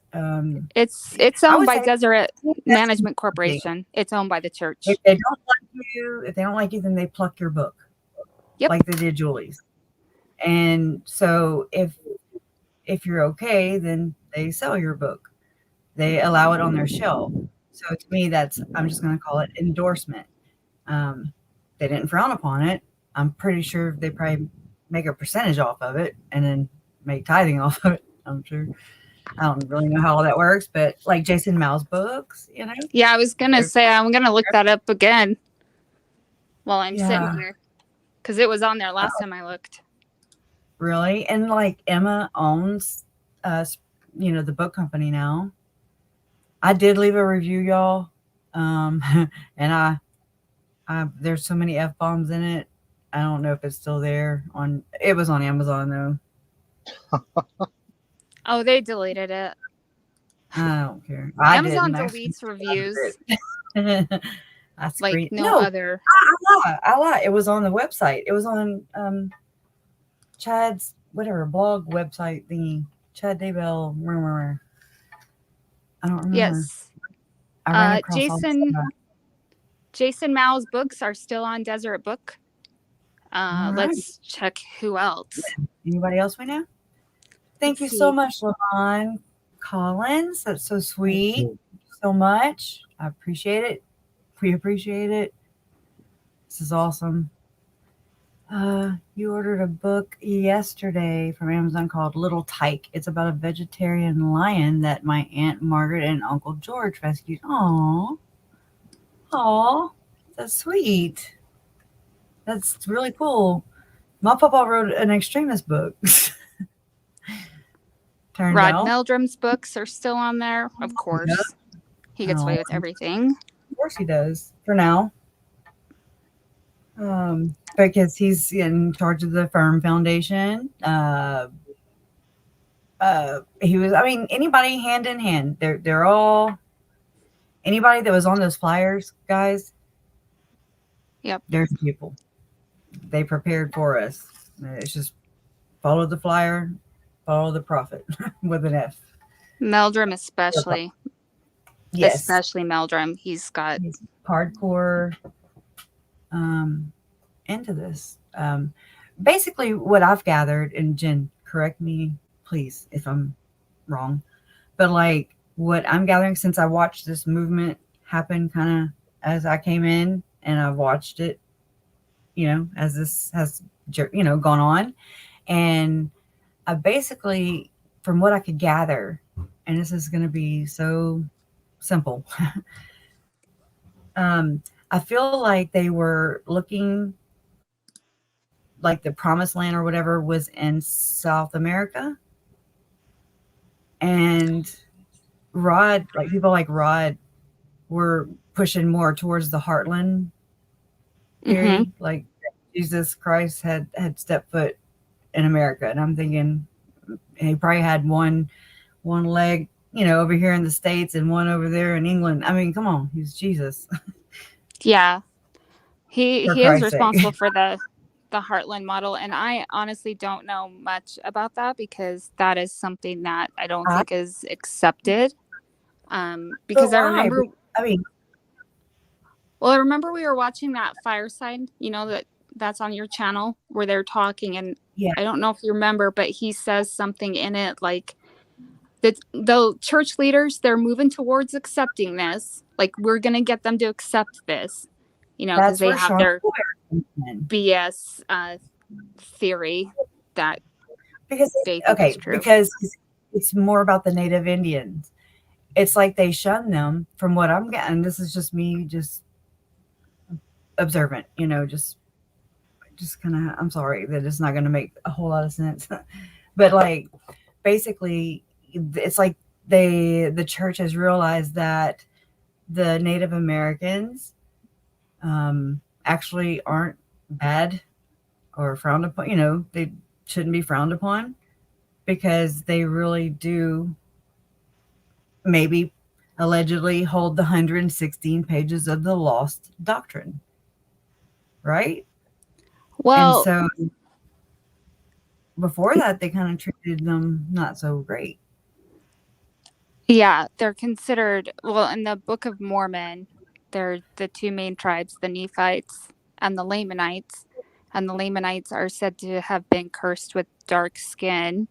Kind of like the Canaanite. Right. And then, but that 116 pages, which would also be called the Plates of Lehi, those are what, unless it's a different 116 pages, but according to what I read, they're saying it's the same thing. The story is that Martin Harris, who was a scribe for Joseph Smith, and also I think is that quite a writer? mentally ill, he took them home. He convinced Joseph Smith. He was like, "Hey, can I finish these at home?" And Joseph Smith is like, "No, God told me no.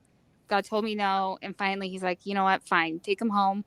Well, then Martin Harris's wife hated Joseph Smith, hated him, and she took the 116 pages, and it's not specifically known what happened to them. There are a couple stories I was always told, and the Martin Harris pageant in Utah and Ephraim that I watched was that she threw them in the fireplace and burned them.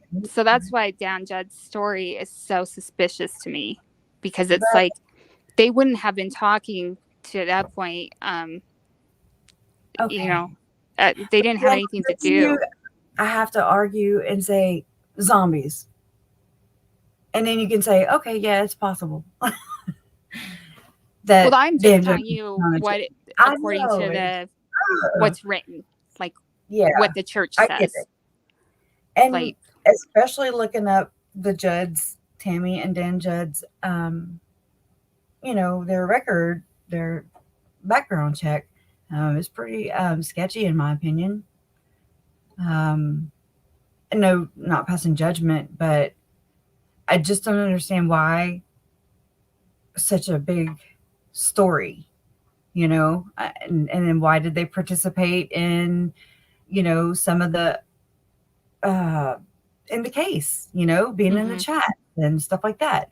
They interjected themselves. I want to know why. That, to me, there's something there. It may not be what they're putting out, but there's something there. Yeah. No, I agree. I think it's interesting that Dan Judd claims he's not going to sell them to anybody. Like that was something that struck me. So he's going to get red rummed instead? If they are, let's say they are the 116 pages. Somehow he got a hold of them, they got passed down. The church would pay. Okay, whoa. Sorry.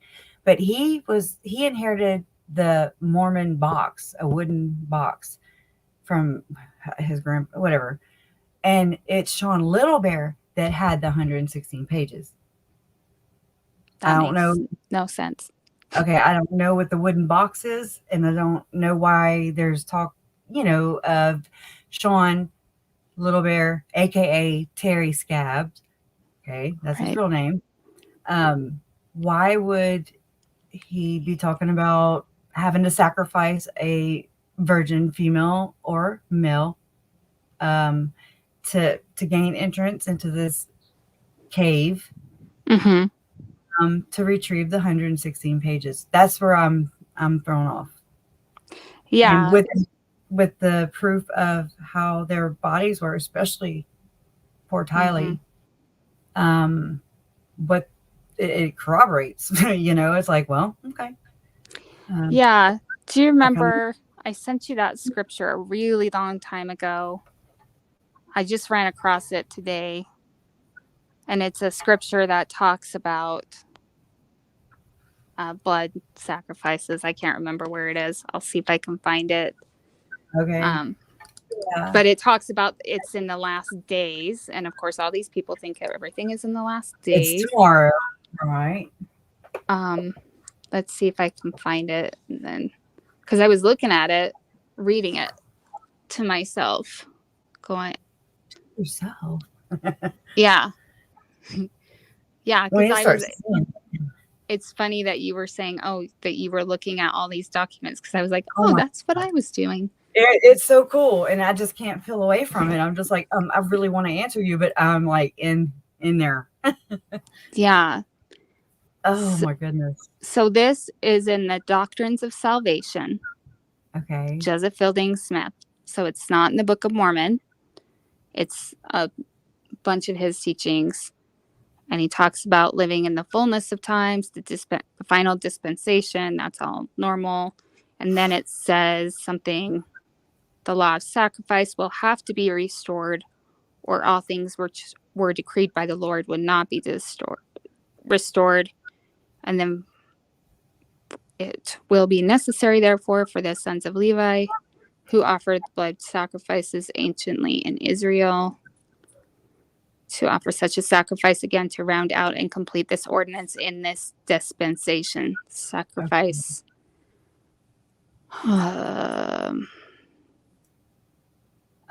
Talks about animal sacrifices, and then it says something that I'm not completely clear on. Graduating up to human sacrifices.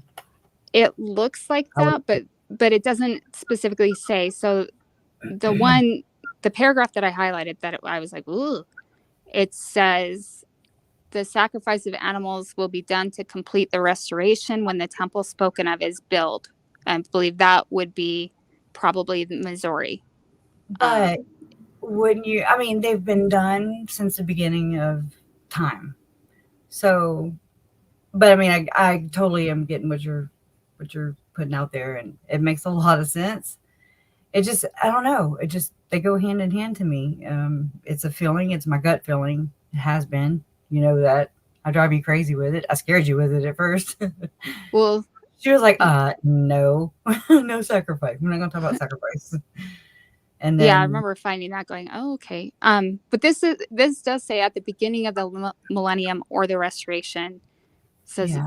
And this is where I'm like, are you talking about animals again? Because it says blood sacrifices will be performed long enough to complete the fullness of the restoration in this dispensation. Afterwards, sacrifice will be of some other character. And so I need to read that whole thing to understand that. And I need them to say what I need them to, you know, define and go a little more into some other character. Elaborate, you know. That's yeah. Yeah, I don't think I have Doctrines of Salvation. I don't know how to say her name. Mercini? I don't know. I have it up on the screen. It says, "Oh, Mom, do you think the killings have to do with blood atonement?" That has been one of my suspicions with Tylee, because my thought is that it is something like that, or possibly a quickening. That is something that actually makes more sense, would be that she was quickened. With JJ, we don't know cause of death for sure. Right. I don't believe that would be part of his. I feel like he was shrouded. Right. More so, you know. Because maybe what they've already been through with Tylee, and it was just so, and so kind of went a different route with him. Maybe, or maybe it was, it was something else, because of some of the other things she said. The red pajamas, the ones he was buried in, I was like, okay, I was thinking he was buried in just all red, because it is said that when the Savior comes back, he will be in red. I actually recommended to Mom, I was like, y'all wear red to court. you know, just to mess with. What? And Mom's like, no. And I want, because she was like, why? And I was like, because that's what, you know, represents Christ's second coming. Mm-hmm. Just by here, here's your second coming. Enter the courthouse on the east. Come to Jesus. Yep. Come to Jesus meeting, hooker. Yeah. Anyway. But I do think that that's a possibility. But we just, you know, it's speculation, but it would make sense to me. Quickening would actually make more sense than blood atonement. But when Alex is talking and they're texting back and forth, and he's with Selema talking about Tylee being a hurricane or tornado, right? Yes. That made me go, okay, so they think she's bad, dark. Yeah. They really do think that. So that's why I was like, well, maybe not the quickening, because the quickening is more so. Somebody asked what it was, so briefly. So quickening is kind of, has to do with fire. And it's always really hard for me to describe and awkward for me to describe it because I just think about that poor baby. But it's a way that they would be trying to get her into heaven faster. So you would quicken someone would be quickened to send them faster. And it doesn't make, and that's just like the general idea. I don't have the exact scripture. It makes sense and it doesn't for me. I do think there was something symbolic because there is so much fire. You have, you know, baptism by fire, you have refiner's fire, you have, you know, quickening. There is a lot of that. And I think it's in the Bible too. I mean, I don't know the Bible as well as I know the Book of Mormon, but I think in like regular Christianity, isn't that also a thing? Or is that specific to Mormonism?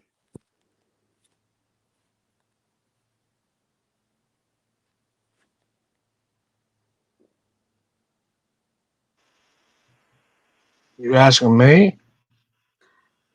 I'm asking anyone. I guess I'm thinking people will chime in. I'm looking at the chat now.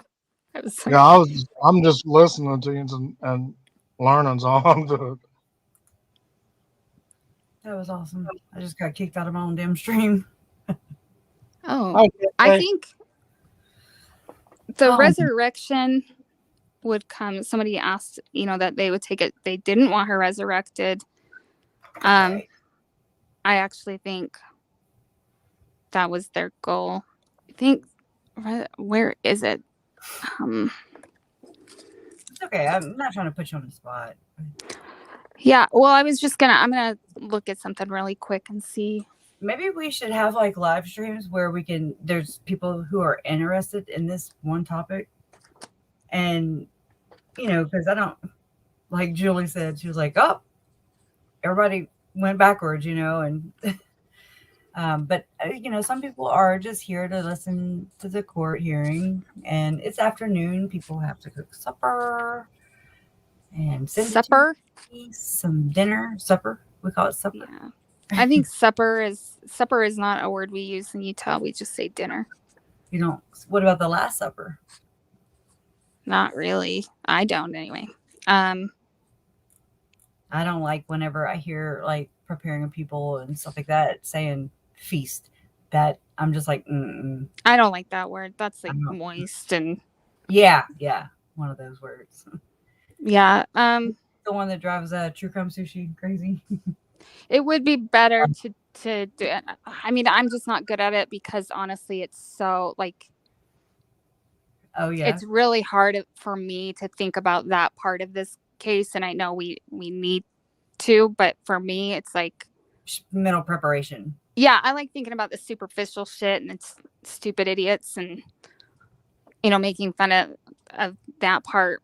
When I get down to like the really the heart of the case, it starts to make me sick. Yeah. And I mean, I totally respect that. I do. But I'll say it. I just need to know what to Yeah. say. You know, I've read up on all this. I just don't remember it all. Yeah, it's hard to remember it all. I mean, And I'm not eloquent with the words like you are. It's like you're my translator too. I'm like, you know what I'm saying, that thing, and you put the thing and the other thing, and then you're like, oh yeah, and you have like a whole PowerPoint presentation, Yeah. and I'm like, I don't know. Yeah, that's why I just dip out of the way whenever you all take off because I know my brain just ain't nowhere near where you all's are. So It sucks. It I just sucks. kick You back know? and listen. Again, thank you, Chad and Lori. Thank you for yeah. you John know, Pontius. Thank you, John Pontius, too. and Spencer, aka Thomas. Yeah. I mean, yeah, Thomas G. Harrison. I don't know. The dude's got like He wrote a book, personalities. I think. I mean, I'm reading the actual, like, I'm listening to your thing, and then I'm reading the actual book, Visions of Glory, and I'm like, guys, we gotta stop giving Chad so much fucking credit. I mean, so much credit. Sorry, I try not to swear on other channels. I mean, just say effing. Yeah. I mean, really, a lot of this stuff, I'm like what I was highlighting words that I've heard them say, and I was like, oh, astral projection, astral traveling, the near-death experiences, Church of the Firstborn, women and men, women being equal to men in the kingdom, and yada yada yada. And when I went back and revisited and listened to, it's not on my in my video list or whatever. It's just Visions of Glory, which is basically what I have concluded, or is that there's this list that's compiled by the rest of them, the rest of the Funky Bunch, the folks who are still, doing what they were doing whenever Chad and Lori were in, and they're prepping, and they're still going by their guideline. It's basically their call out. It's their plan. Yeah, they haven't changed anything. It's to have the cities of light, where to go to, when it's going to be, and there's a list of books, that you have. It's just a reading list, and Julie Rose on it, Sarah Manette is on it, Michael B. Rush is on it, Visions of Glory, Suzanne Freeman, I do believe hers is on there. Yep. Michael Rush is interesting. They're passing that around in those groups right now. I've been on him like white on rice. Yeah. The remnant. There's a lot of crossover between. Yes, they share it. The DesNat and I'm noticing a lot of crossover, actually, like a lot. I sent you like a ton of screenshots, and you're probably like, what look at her. I mean, it's just amazing. And it's like everything just comes together, and you really literally feel like Rain Man. Or just like those numbers coming in, and everything's just clicking into place. But then, like you said, or is it just adding another puzzle piece to the puzzle, without it clicking in? We're trying to so that's how we have to do. We have to look at like who they're affiliated with, what their nonprofit is that they're pushing, because usually they have one. Oh yes. I mean, I'm like, hey, can you help? Because they can get one up and running in no time. Meldrum has something to do with prisons. Really? Yeah, I pulled it up, and I believe it's like a firm that lobbies to get wrongfully missionaries into prison. No, like to turn defendants around. Oh, okay. All I read was like their Twitter profile when I read it. Yeah. And then I just saved it, so I didn't go in deep on it. But you don't know if it's padded. You don't. Yeah. So we'll have to do more research into that. But I'm into that. That not people like Laura and Chad, but just people can change, you know, and things like that aren't violent criminals, Mm-hmm. murderers, and stuff like that. And we have to, there's so many things that need addressing and need changing and altering, and just, you know, Yeah, my worry Amen is to that. that improved, so that little Harmony Montgomery and Summer Wells and Gannon and Michael Vaughn, Baby Dior. Oh, I mean, all these babies. well, and speaking, and I'm People. speaking completely nonpartisan right now, completely nonpartisan. If we had a Congress that could, you know, get their shit together, I don't care who's in charge, they never can, Right. and pass legislation, for God's sake. Without an agenda. Yeah, and I'm not, I mean, believe me, I know people are, you know, they think, oh, you're hitting on one party. No, I am not. I'm being completely nonpartisan right now. Yeah, they're not what do you call that? Picky or whatever. Never mind. I keep interrupting you. Don't have the right words. Oh no, you're fine. I know what you mean. They're not prejudiced. There you go. Yeah.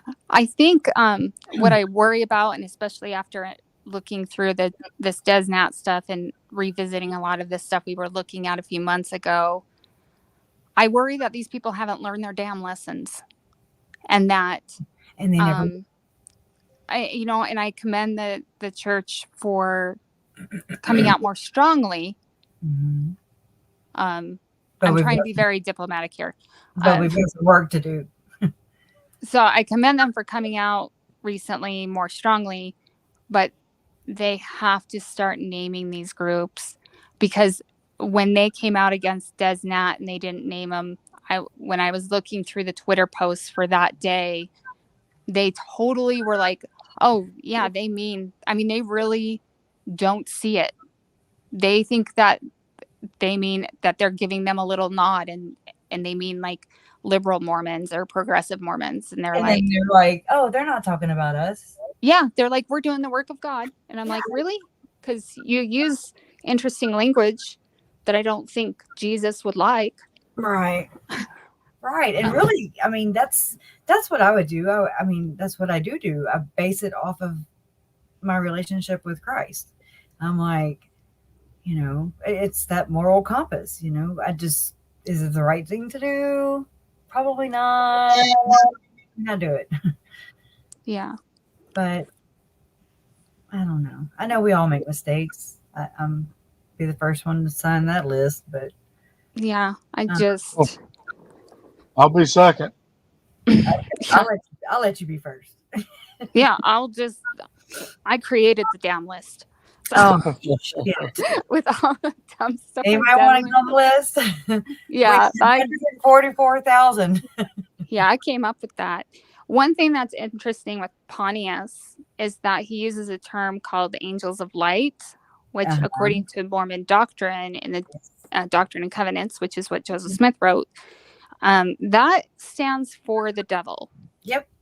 And he's saying that it's for celestial beings. And I'm like, no. What happened there, buddy? It's kind of like multiple mortal probations is reincarnation. It's like these different words misconstrued. Like, that was my biggest challenge. It's all semantics. I'm like, why didn't you just say reincarnation? Yeah. It's sugar. Because they don't, it's all semantics. I mean, it really is. And a lot of it is taking meaning from things, and especially meaning from like old doctrines, which you're not even. Well, but I ran across an article that I'm actually just making a simple video of it, and I should be done with it. Well, after we go on Natalie Lawyer Chick, so I'll get it done soon. But it came out right after the kids were found, and I'm going to pull it up right now, and then I'll read a little bit of what it says because it's very interesting. Is it Christina Rossetti? No, it's Weeds and Tears. Oh, I like them. I do too. They I have a didn't. lot of good info. They're but you know they're Mormons and they're human and they're just working through these issues, you know, and really give you a lot of insight in my opinion. I mean, Yeah. it's one of the places, it's one of the many places I go and you know, just kind of get my perspective just to make sure I'm balanced. You know, I don't want to be one way or the other. I want to be fair. Yeah, I feel like they do a pretty good job I think so too. of being analytical about it. Aw. Thank you, Sosie. So what happened with the hearing? It's over. Someone else asked, and I was in the car driving. You'll have to really say it because I don't speak that language. No, they just basically nothing changed. I mean, the state wanted to get clarification on the protective order that had already been filed or amend it and, you know, take it a little bit further. But Judge Boyce says, you know, it doesn't need it. What we already have in place works, and there's no need to restrict him any further. In layman's terms, I mean, in my terms, I mean. So they're saying that the current order will keep him quiet. Yeah. Okay. Yeah. Only if someone scared the shit out of him, which I wouldn't be surprised. KJ, stay home. You don't get to go scare the shit out of him. What did she say? No, you said somebody have to scare the shit out of him. I said, KJ, stay home. Oh, yeah. Okay. Let me get into my video shop here. But, yeah, it was, go ahead. I'm looking. The thing that stuck out to me is, and I guess I'm in the wrong, because everybody says that, well, not everybody, but I see people saying that it's okay for her to be listening to her hearings and whatnot. And sorry, I'm not buying that. But if that's what they're selling, but you know, who am I? I'm nobody. So, well, no, you are somebody. You're somebody, and you're pretty intuitive. And I'm about to private chat you in the back room. well, I mean, if she can sit there and listen, We agree. where I don't understand how that could, I'd call it homework. You know, if that's homework for her, then I would really reconsider my class plan for her. I mean, I really think that we need to find out more. We need to research more into, is this something that they normally do tactic wise? Like, that's what I would like to know. I would. Well, if you put me in the direction, I promise you, I'll head that way. I don't know how you can test, you know. Yeah, you're great at questions and getting them answered. Yeah, I mean, I know it can take a while. It took That's fine. Brian David Mitchell 5 years, Ron Lafferty decades. And what happens a lot, or what happened in those cases, is they had a team of clinicians, and then they would like disagree with each other, and then they bring in another team, and then they would turn it over one way. And it wasn't until this doctor, who has a theology degree, and this is why it's so important, because he was able to see through it and say, well, yeah, there's religious delusions there, but it's not at the level of what you would say like a serious psychotic break would be, or Yes. something to that effect. And you can like Google his name and watch his interviews because it's really interesting. And so what I wonder is if there is a disagreement there, or if it's just the current treating physician that has decided, or if there's a misdiagnosis, or maybe they haven't diagnosed her yet. And maybe it's more of a matter of that. Like, it's like we have to figure out what's wrong with her before we can decide if she's competent.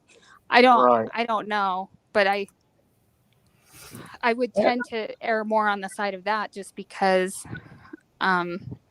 it's been a while. I mean, I personally think it's a matter of she used her beliefs to justify to herself her evil. And that's fine. I'm okay with her justifying it to herself. She just needs to plead that case in the court. So, yeah, she's done too many same things, and I keep going back to patterns. Why is it that Zulema is not being treated? Because why is Chad not being treated? Yeah, like they sound just as crazy. Why is it that I think it was Lori a tactic that, and Mark means aided her in that. He helped her in that. Okay. Okay. Does LDA have ties to SDA? I don't know what that is, but that was a question that Louisiana girl had for you, El Mom. LDA have ties to SDA? I'm not sure I know what those are for. Acronyms. LDA. SDA. It sounds, SDA sounds bad. Yeah. Satanic? No, possibly. That's SRA. LDS. She said, sorry, LDS. So Okay. does LDS have ties to SDA? What's SDA? Please. All I can think of is satanic, and I know that's not appropriate. Satanic dipshit association. Yeah, because I think of them. Sabbath Day Adventist. Oh, Seventh Day. Or yeah. Oh God, yeah. I do, and you go. They might be similar. I don't think Seventh Day is an offshoot, but there are a lot of they're out there offshoots. I don't think they are though. I've never, usually it's like the Reformed FLDS, like they usually kind of keep the Church of Christ. Let's see. I've got a few. 1 second while I mute myself. Okay, and I want to play this while you mute yourself. Okay, so check this. It's going to be a robot though. So. Julia, do criminals who are Scientologists usually identified as such? June 14th, 2020 at 3:20 p.m. Disjointed Mormons are joined by those with Seventh-day Adventist affiliations to one degree or the other, David Koresh and Sybil for example. Of course both denominations have had quite positive personalities also. If there is a link, a big if, perhaps when a person rejects truth in the form of true church upbringing, they may do 180s down a different path. Just a thought. I don't think the church unfairly gets called out for these crimes because they do reflect some of the extreme teachings of our leaders, some of which were still taught in my lifetime. While the church has since retired most of these extreme teachings, I'm not sure they've disavowed them as loudly as is needed because a small subset of current and former members still seem to be influenced by them. Hoffman's financial crimes get a lot of attention because he fooled members of the Q15 before he committed murder. But as far as financial crimes are concerned, I think the real concern should be the number of affinity fraud cases that have occurred in many wards and stakes of the church. These schemes work partly because they usually involve a trusted current or former church leader who often projects conspicuous wealth which the Lord has blessed them with. Then they draw in members who prayerfully conclude that they should invest with this person and that the enormous wealth they're about to acquire will be used to build up the kingdom. All right, just listen. It's really good. 2020 at 4:59 p.m. Okay, go on. As someone who has followed this case, because it's in my hometown, I find your take frustrating. You make no mention of how extreme the Daybell's beliefs went and yet how those beliefs may have nothing to do with their crimes. 4 people are dead allegedly because of these 2. Bam. I don't care if Mormons are unfairly called out. I think we need to be called out more. Maybe don't focus on these 2 alleged murderers, but focus on the 4 people who are dead as a result of knowing them. Why couldn't anyone stop these deaths? I was abused by my father. No one believed me. Rexburg is majority LDS. It's more Mormon than SLC, yet it only got a family crisis center. 15 years ago, 2 of my friends were sexually abused by family members. But no one could believe that such upright members of the community could be capable of such things. Here it is. Mormons didn't abuse family members. I'm not so worried about the Mormons that go bad, but the ones who appear good and commit evil. Was Chad still seen as a good Mormon that no one suspected this? And why? June 14th. Okay, I mean, there's a few more comments because that's where the gold is, in the comments. When you read the comments on these articles, and this is directly addressing When Mormons Go Bad is the title of it, and it's on Wheats and Tares, and it was published August 21st of 2020. So right, wait, let me go back to the front. It was And June 14th. I agree with it. I'm sorry. Yeah, it's a web out loud. I'm sorry. But not, it reads better than I do. But that was somebody from Rexburg. And what she said is like, stop focusing on who it calls out more, the church or is the church basically being persecuted, I guess, because of their religion. And I love her answer. Yeah, I do She's too. like, you bring it back down to what really matters. If that's your child, let's say we're all Mormon, okay? Let's say every one of us in here are Mormon and we're all the same, okay? Which we're all the same anyways. We're human, okay? And this happened. What do we do? How do we fix that? Does that change how we think about things? If we're all of the same belief? And if it was your child, your uncle, your sister-in-law, your sister, you know what I mean? Just try to put yourself in. I don't ever want you to feel that way, ever. Nobody in here. But just kind of visualize yourself there and imagine what it's like. Because it's like, even just with asking questions, I mean, I get some pretty, comments, and I'm not attacking, I'm asking. There's a difference. I respect everyone's beliefs. I expect the same. And so my thing has been, if we can be in this chat room or any chat room on, across the board, and we can talk about how my family was murdered and dismembered and all the egregious, horrible, horrifying details, and me and my family are in the chat, and if we can, suck it up and get through it because we want answers and this is what you got to do, then all I ask is that everyone do this, give the same respect and just kind of not make it about anybody except the victims. That's right. And how to fix it. Right. Yeah.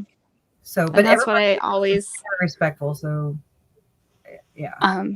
Try to tell people is it's about that, and she's right with the affinity fraud. And just so if anybody is wondering what Q15 means, it means that 12 apostles and the presidency, they make up 15, the top leaders of the church. They're the who you listen to. Right. I didn't know that though. I thought Q15 was a whole other, they have the 70s and then. Yeah, it is. So you have your you have your bishop, then you have your stake president, then you have your area 70, then you have your 70. I know I'm missing a couple in between, and then you have your 12, and then you have your 3, and then you have your 1. Yeah, you're one. So And you then know how if DJ something were to Norman. happen, I'm sorry. Go ahead. Oh, I was just gonna say, so like we see in the comments, DJ Norman has all these connections with numbers. That is something I remember. Uh, There was something behind that. yeah. DJ just entered. He said, "Yay, live stream." D. Hutchinson, do you think they destroyed Tylee's body because they thought then she could not be resurrected? I do. It was. Excuse me. I do No. not. I do not. I think if anything, they wanted her resurrected sooner. Why? There is like a misconception that if there used to be a misconception that Mormons didn't want to do cremations because they thought you wouldn't be able to come back, and that's been debunked. Even though in the rating system, Joe was sealed away. That's that I think it was. That is something that's not like traditional theology, right? And you're right to bring that up because it's like, yeah, but we are talking about them and their none of them are version normal theology. None of them. Yeah. So, I mean, we're talking. Got to get in the mindset of the Daybell theology crap. Yeah. And so, to me, they did satanic ritual. That's what they did in my mind, in my heart. It tells me that. Yeah. I mean, how they found her. They tried to erase her, delete her existence. Yeah.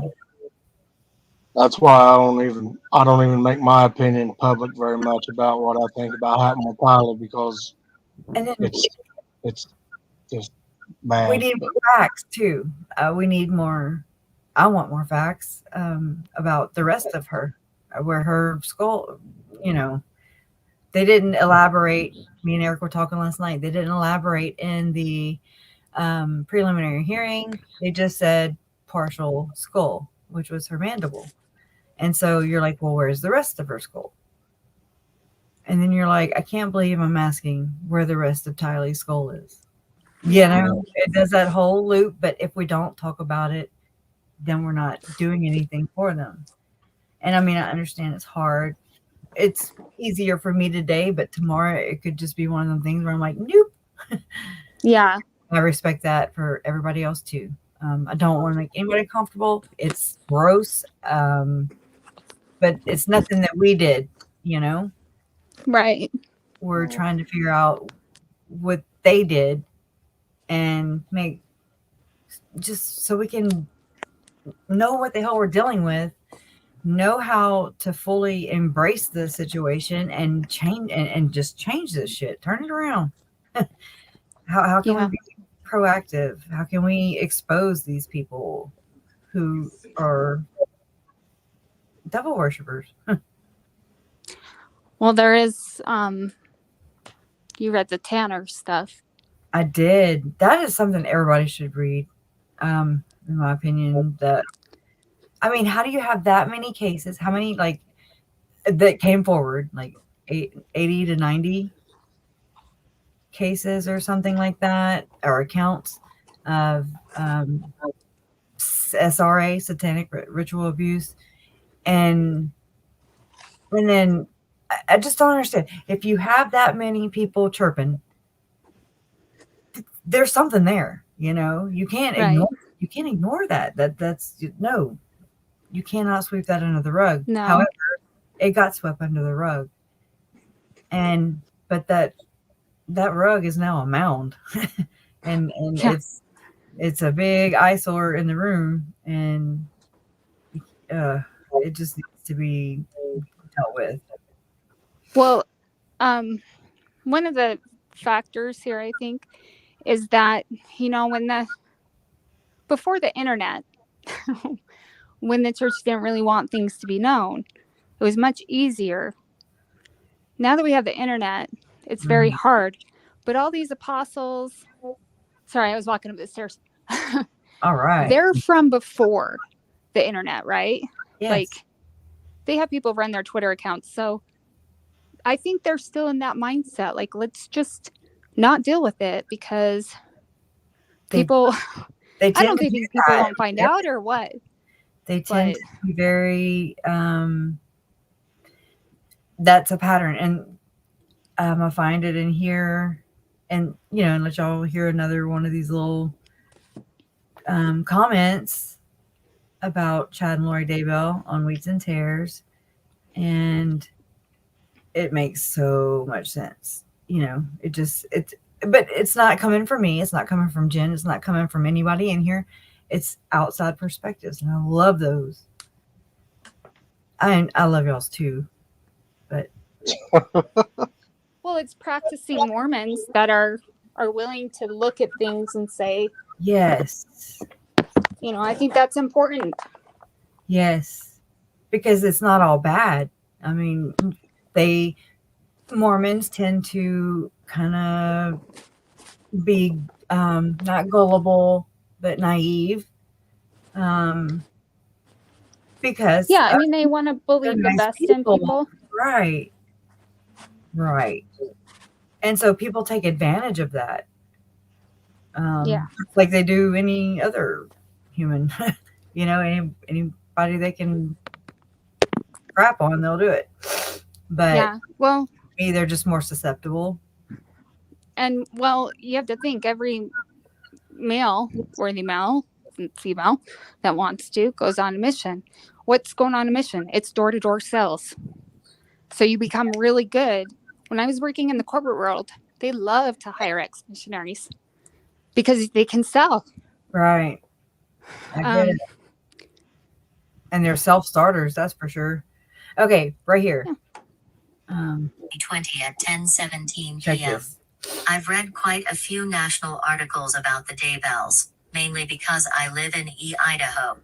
I've been surprised that their membership in the church is very rarely mentioned. Given that he had been a very active Mormon writer and publisher, in fact, when this all began, I looked him up on Deseret Books' website and saw one of his books, a rather harmless-looking one, for sale. I'm surprised their religion isn't mentioned much more frequently. June 27, 2020 at 7:49 a.m. I watched a recent installment of NBC Dateline which recapped the Chad and Lori story. Definitely not good PR for the church. I mean, that's it. But I mean, there were a few more in there. But just talking about how, you know, this pathos probably plays out with other bad Mormons being drawn to the appearance of goodness, the innocence of Mormons in their bubble, both to use that as a mask or persona and to prey on those who are innocent and gullible. It's a wolf in sheep's clothing thing. If the wolf is still trying to decide whether it reveres the sheep, wants to be the sheep, or wants to devour the sheep. Just different little comments. But I mean, it's just, I'm probably gonna have to read it because I don't want to get a copyright strike or anything for using an electronic voice. And that way, I never really have quietness around me. I have to go sit in my portal closet. But all my clothes in there, so it's really like do what Jen's doing. Go sit in the car. Oh yeah. Well, no, I was picking up the kid. You know, after a 45-minute drive on freeways in Utah where no one knows how to drive, especially in a storm.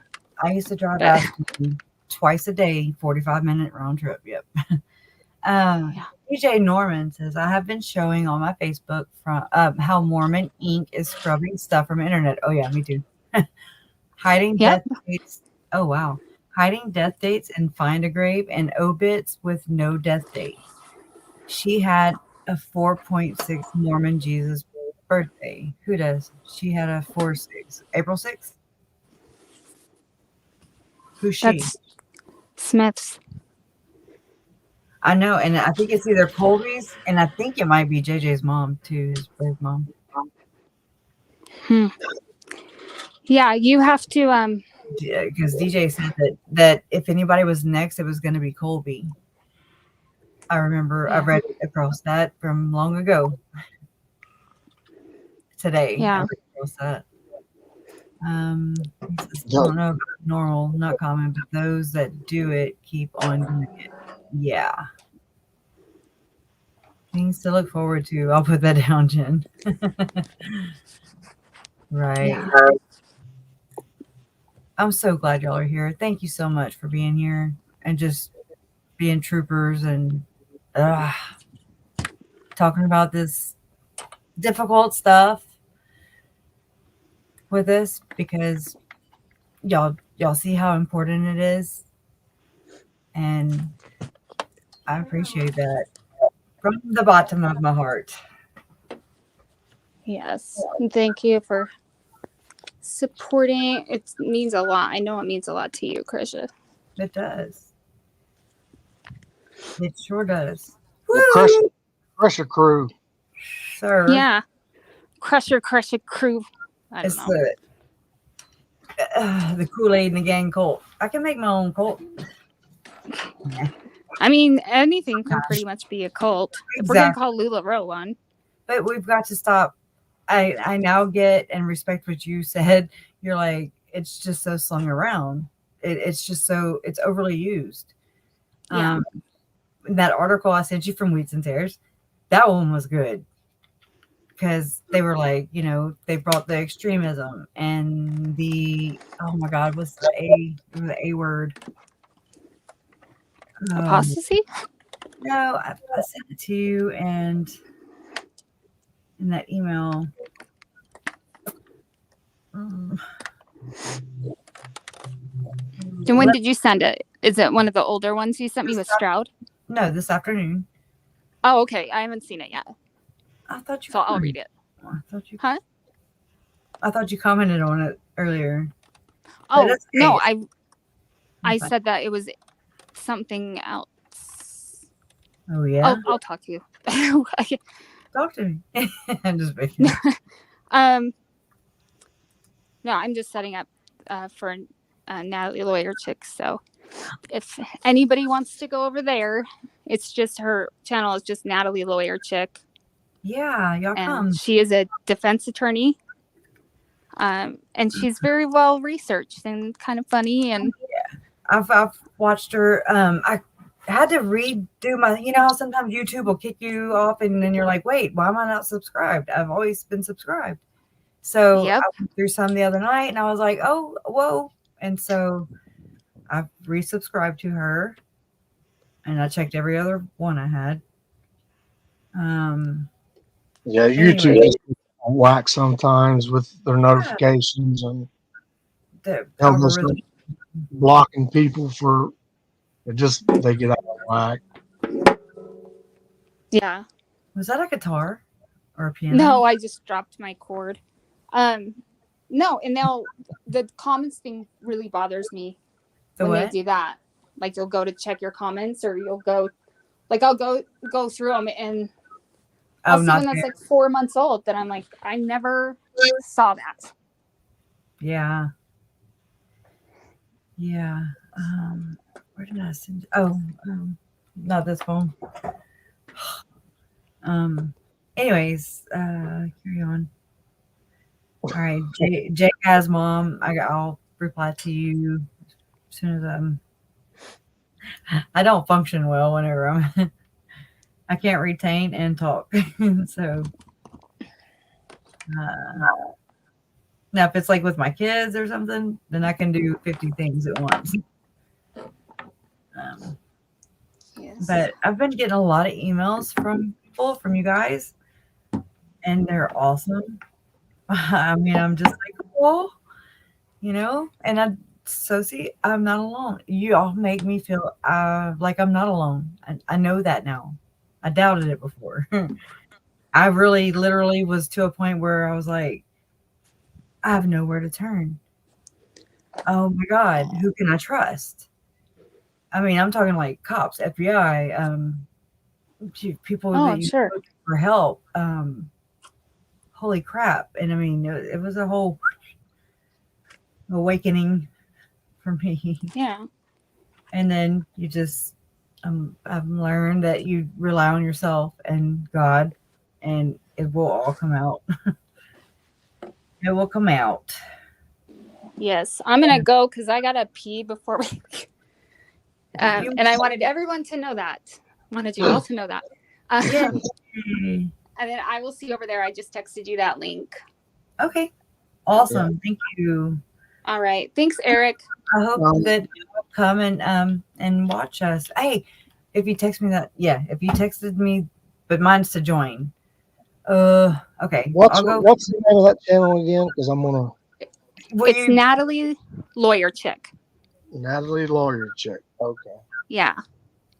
Okay. Well, I'm dipping too. Thanks everybody in the chat. Thank you, Christian, for having me. I love you, baby. I know love that. y'all. Yes. Thank you, Thank you, chat. everyone. I think Julie, we're gonna do that Mardi Gras float. I'm all about it. I was like this, and JJ, like we used to collect beads, Mardi Gras beads. I mean, I have bags and bags and bags, suitcases of them,